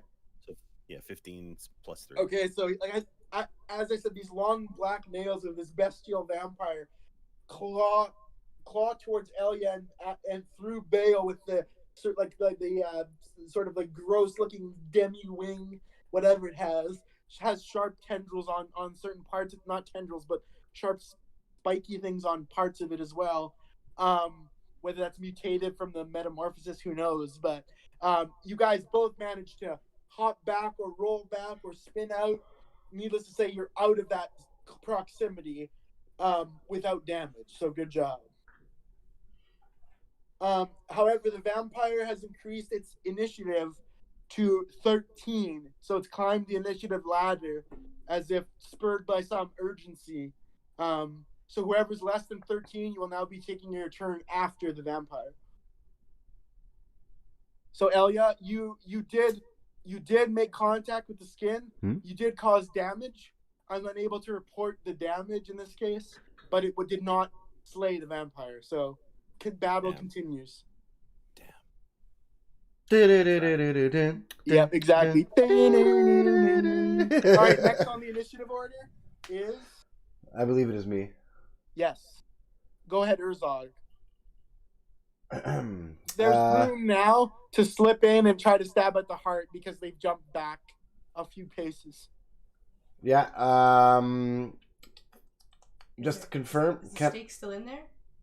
With my stake still in there, can Sean hit it? I don't think it's in there still. Sorry, I had it in my mind that you yanked it out and rolled back. Oh, yanked it out. Oh, and pulled, like sort of like shoulder fainted back. So my apologies. Did you want to leave it in there or? No. Well, it's because this way I have something still. Yeah, and because it might block an attempt to further stake it with another stake, you'd have to, like you said, you'd punch it in or something. Yeah. As much as I would love that, I feel like this is almost should be like a chess rule where you took your fingers off the piece. Yeah. So let's say he has the stake in hand, and there is a wound in that area, but no obvious like sign of killing it. So go ahead, Urzog. Just to confirm, can I enter my rage before I do my action? Yeah, you can. Yeah. Okay. So I'm gonna enter in a rage. Okay.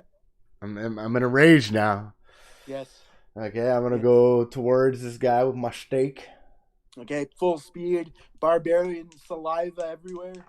Yes, sir. You are indomitable and will not be stopped. All right. So take your swing. You've got close to the vampire. Now what? You're gonna swing? Yeah. I'm gonna swing for the heart. So I got to do a dex check. I'm going to give you a +1 on your dexterity roll. So yours is a -2, right? So it'll be a -1. The reason I'm doing that is because the spot's already been punctured. It just didn't go deep enough. So it should be an easier target for you. So Kyle did a little something at least. If not, just mark the target. Yay, a little something. Okay, just give me 1 second. I'm just trying to read because I think I get like a strength saving. Yeah. You have advantage on strength checks and strength saving rolls. That's While because you're raging, rage, you right? gain the following benefits if you aren't wearing heavy armor, which I'm not. Right. You have advantage on strength checks and strength saving rolls. When you make a melee weapon attack using strength, you gain a +2 bonus to a damage roll. Okay, cool. So Okay, so it's just a -1 on my dex, and I've got to roll dex right now. Yep. Dex first to make sure you hit. 14. Oh, wait, it was what? The target was 16, right? Do you have any luck points? I do. Luck points. You may want to spend them. Yeah, how many do I need to spend? Well, 3? what'd you get? 14? I got You need to spend 14. two. So 2? Yeah, so I'll spend 2 luck points, bringing me down to 14 luck points. Okay. All right. So you've hit true. Now I need you to roll a strength check with advantage given your barbarian rage. That means I get to roll 2d20s and take the highest. Correct. And it also says, oh, that's the damage. I'm not there yet. Okay, so 16. 16. Use luck points. 16, and I'll use 4 luck points. You can't use more than 1 session of luck points per turn, though. Like, he's already used his luck already, so you won't be able to use it again until next turn. Okay. Sorry. It's all good. 16 is not enough. Okay. So again, your blow strikes and a howl emits, and the gash grows deeper. Maybe the heart's even exposed, but it is nonetheless beating. And I got to roll damage? No. Because it's not enough to do damage. Gotcha. Cool. Well, Okay. it might be, but I can't really say. Just be advised that I'm tracking some things in my head. You Okay. might be doing damage, you might not be. I can't tell you. Okay. This is kind of an either or shoot the Death Star proposition, you know, like shoot the Death Star reactor kind of thing. It's kind of like a do or don't. But that's in part because the health pool of a vampire spawn is extensive. So even if you were doing 1d4s, it's like not relevant. Yeah. Okay, well, I think that's just about all I can do. Maybe I'll just step a little bit out of the way. I don't want to get fully out of the way, though. I want to be like, Okay. maybe I'll...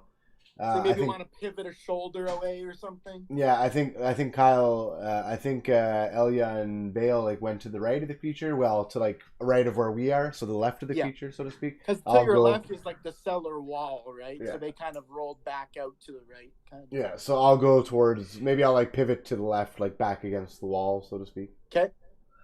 Okay, so you're still near the creature, but not like face to face.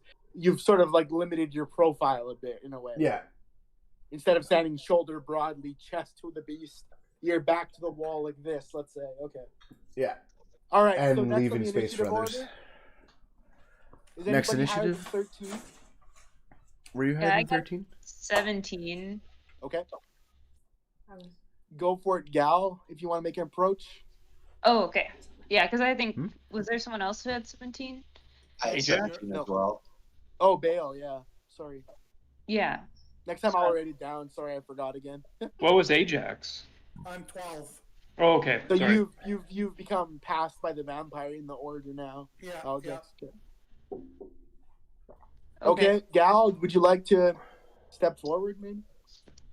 I'm going to follow Urzog's kind of suit and attempt to rush the creature with the stake that he gave me, which is nice.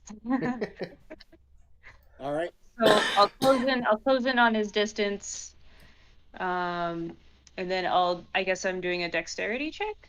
Yep, dexterity followed by strength. And I want you to do dexterity again with a +2 now. You can almost see the heart through the skin in a way. You can't exactly, that'd be kind of impossible, but it's very clear where the strike has to go. So dexterity +2. Okay.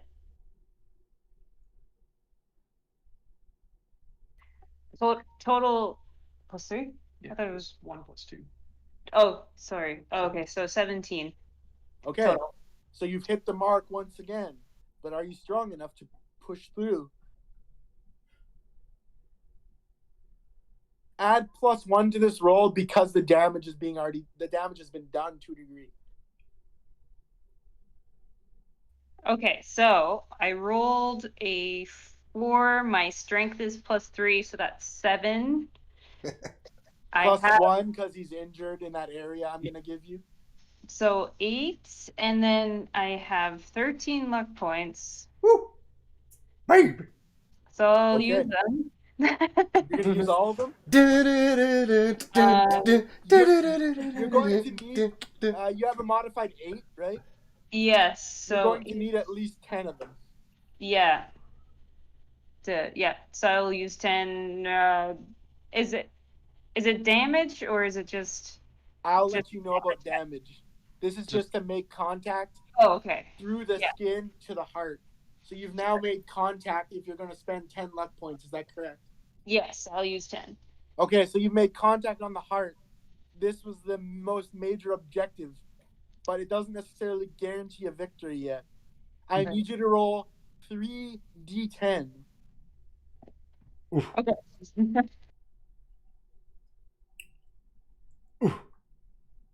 Well, Jimmy's gonna only get so rustled. Yeah, really. 3d10, please. This is where the hit points matter.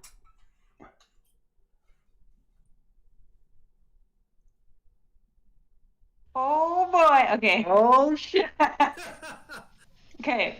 So I got, was that 10? 0? Yeah, so 10, 9, and 9, so 28. 28. All right, it's clear you've struck a devastating blow. It's clear you've made contact with the heart, but it's not like this thing's a balloon. So it lets out a howl, but the vampire is not dead. Okay, you just did what? How many points? 28 points of damage. Yes. Okay, and I will just let you know that registers as 28 points of damage to this creature. If any of you have any knowledge of these creatures, I can tell you what their hit point total would be. As of right now, that number is hidden to you guys. But 28 is not enough to kill this creature. However, I now require you to make a dexterity check immediately, as it's taken a grievous wound and it is seeking your blood. It gets a dexterity check now, +4. Okay, so -4 from your total. Because it is that much faster, that much hungrier, that much more crazed. Okay, so I rolled 19. Okay, so -4. -4. So 15 + 1. That's your dex mod. That's my dex mod. So 16. Okay. So you rolled a 16? Yep. Okay, so the vampire beast, the vampire spawn, attempts to grab you by the shoulders. For what reason? Obviously, we don't know. Maybe just to tear your arms off. Who knows? But you manage to escape the claws, but they leave their mark. 1d4 damage, please. You've escaped the grasp, but I still got hurt. 3? Yeah. Okay, what are you at now? That's 3 damage points to you. Yeah, so 12 - 3. Okay, so 12 - 3, so you're at 9 HP. Do you want to take a chance to step back here? You've evaded his clutches. You can maybe move a few steps back if you want. Yeah, I'll try to step away further than his reach. Okay. So I want to explain something, you guys. So there's a critical piece of information that Arthur maybe left out here. And I want to explain what's going on in this combat so you understand. So this is me pulling out of the game right now. So the vampire would be instantly destroyed if a stake pierced its heart while in its resting place. Okay? Presumably that would mean still resting, right? Now that it's been awoken and struck in the heart, I consider it still as being done damage to, but I consider this as damage it is not immune to. So you've got to actually work down its health points this way, rather than having an insta-kill. Okay, so that's the reason why we're in this fight rather than your typical Buffy stake to the heart, evaporate into dust kind of thing. That only happens while sleeping, okay? So next time you make an approach, may want to consider whether it's going to wake the vampire before that stake goes in, okay? So that's why we're in this position. It's still a winnable battle, but didn't go according to plan. And if this was a modern thing, you'd be like, this doesn't work like it does in the movies. What the fuck? All right. So who's next? I think it's Bale. Bale. Yeah, that's right. Bale? But Bale, actually, you lost your turn. I said, right? Because you've already acted. Yes. Yeah. Do you want to try to make an escape as a bonus action, or will you stay toe to toe? I'll stay toe to toe. Okay. Okay. And so you will. So next on the list, who is below 17 but above 13? Anybody? I don't think so. Okay, it's vampire time. Oh, shit. Oh God. Okay. I'm not gonna pull any. Huh? Alex, can I use a couple luck points then to raise my initiative to what it was No, then? it's only on rolls, unfortunately. You Okay. could have used it before, but All not right. now. Okay. Sorry, I should have made that clear. My apologies. That's all In right. the future, you may use some luck points to enhance your initiative. But I may limit the use of them, okay? Because this system is a work in progress. I may only allow 1 or 2 points to be used at any given time. For now, I'm allowing all points to be used in one go. But if it gets stupid, I'm going to start limiting that, okay? All right. Okay, so I'm not going to pull any punches here. Like I said, this is the most gravest threat you'll have faced. And this is not Lord Valentine, okay? This is some random motherfucker, okay? But this guy can maybe kill one of you guys, okay? Or set you down, or give you vampirism, or all kinds of shit. So, it's the vampire's turn. What's that? Bring it on. So the vampire has They several bravely possible targets.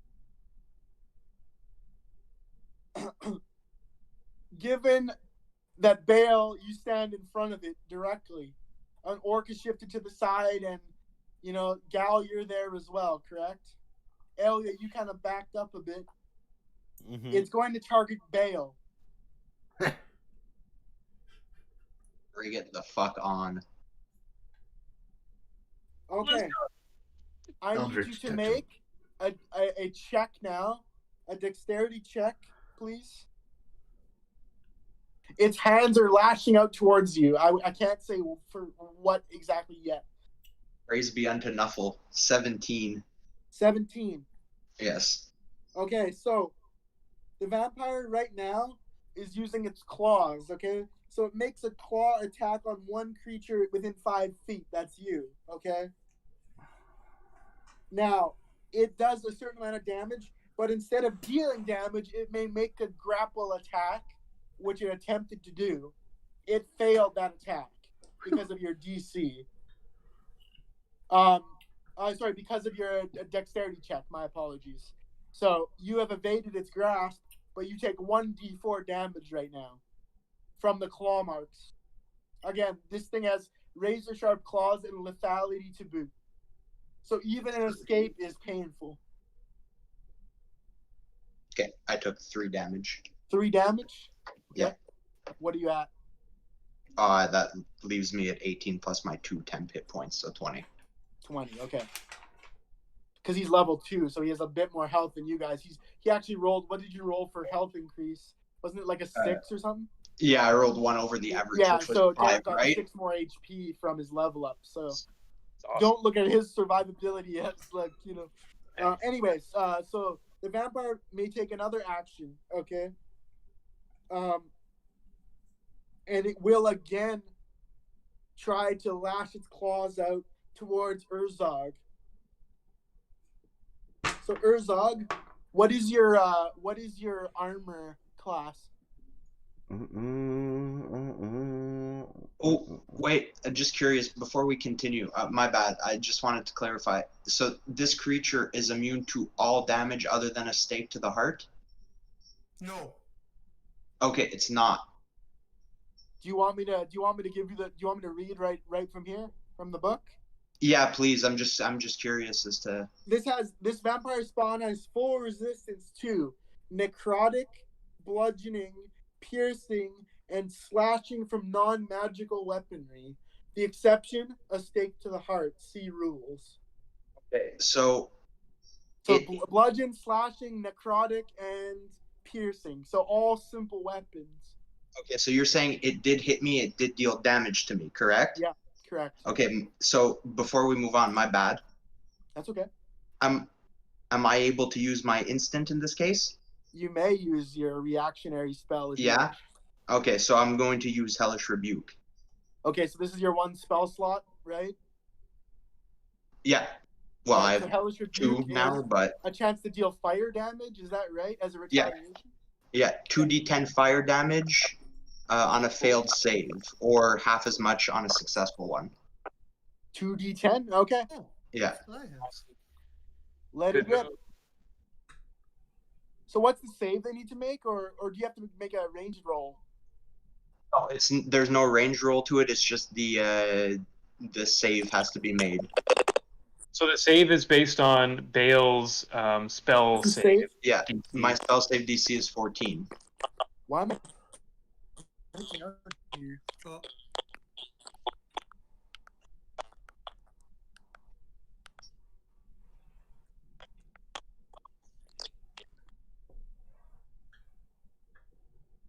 Oh, did we lose Alex? I think so. We- Yeah. It's probably just reconnecting. Well, he said his batteries are really low, so Might have to plug in. I'll go see. I'm at 12% too. So, just a heads up then, if it's resistant to necrotic, bludgeoning, slashing, piercing, like magic will work then, except as long as it's not necrotic. So, like radiant damage, fire damage, all that kind of stuff will work. Yeah. Yeah. Are you dead? No, I you guys are all laggy, so I have to restart it and then get it plugged in as well. So You tell me the beast just no, I'm here. I'm here now. Are you I'm here? here now. Okay. I think you guys can see me, right? Yeah. Well, you're frozen right now on the screen. Yeah, I think I'm back now. So Yeah, I had you're to back. plug this phone in. It's like 1%. So Is it okay, yeah. charging? So yeah, yes, that is correct. I can confirm magical damage will work on this thing.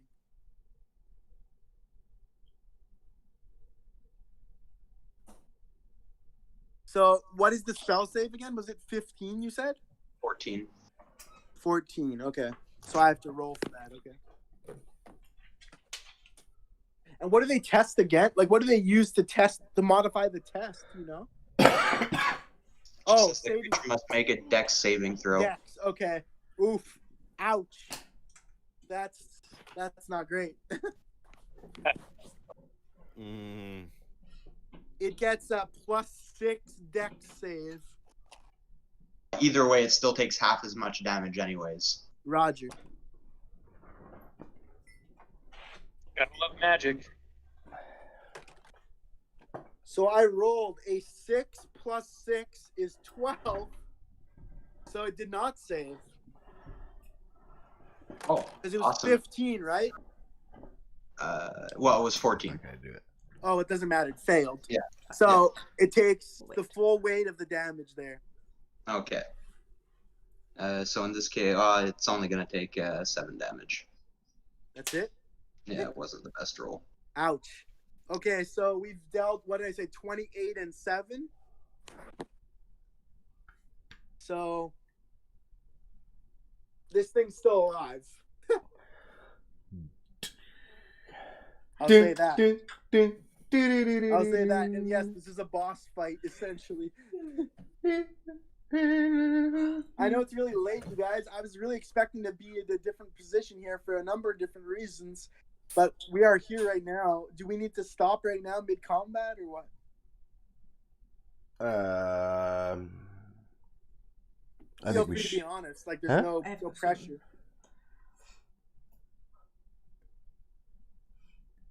I'm doing shit tomorrow, so. I have to be up at like 5. Yeah, I know. I Yeah. just know that some people do shit. I Actually. know. I mean, Trish and I have to be up at 5. So Okay, well, unfortunately, we will end with that hellish rebuke then because it's too late already. I appreciate you guys staying there. I apologize we're ending mid-battle so much and things take a while to go and technical difficulties, but we're just going to have to live with it. So we went past 11, which I didn't think we'd make today. So better some than none, right? So we'll see you next week. We'll see you next week after the vampire's turn created a hellish rebuke, which will lead, I believe, to Aljax acting next. Didn't you say the vampire has 2 turns? yeah, the vampire still has an attack technically, Right. Oh yeah, that's right. Yes. and he was swinging for me. So just Right, keep that he in was, note. correct. Okay, so we'll stop there and we'll resume. I apologize the awkwardness of it, but that's what we'll have to do, guys. So All thanks, good. guys. Alex, you're taking note of all that, yeah? Yep. I'm Okay. gonna take note of it on my Word, right now. Okay. On that Okay. Microsoft Word. Then. Good night, everybody. Then. Good night, guys. Thanks. Good night, Good night. guys. Thanks a lot. Bye. Week. Nice seeing everybody. Yeah, you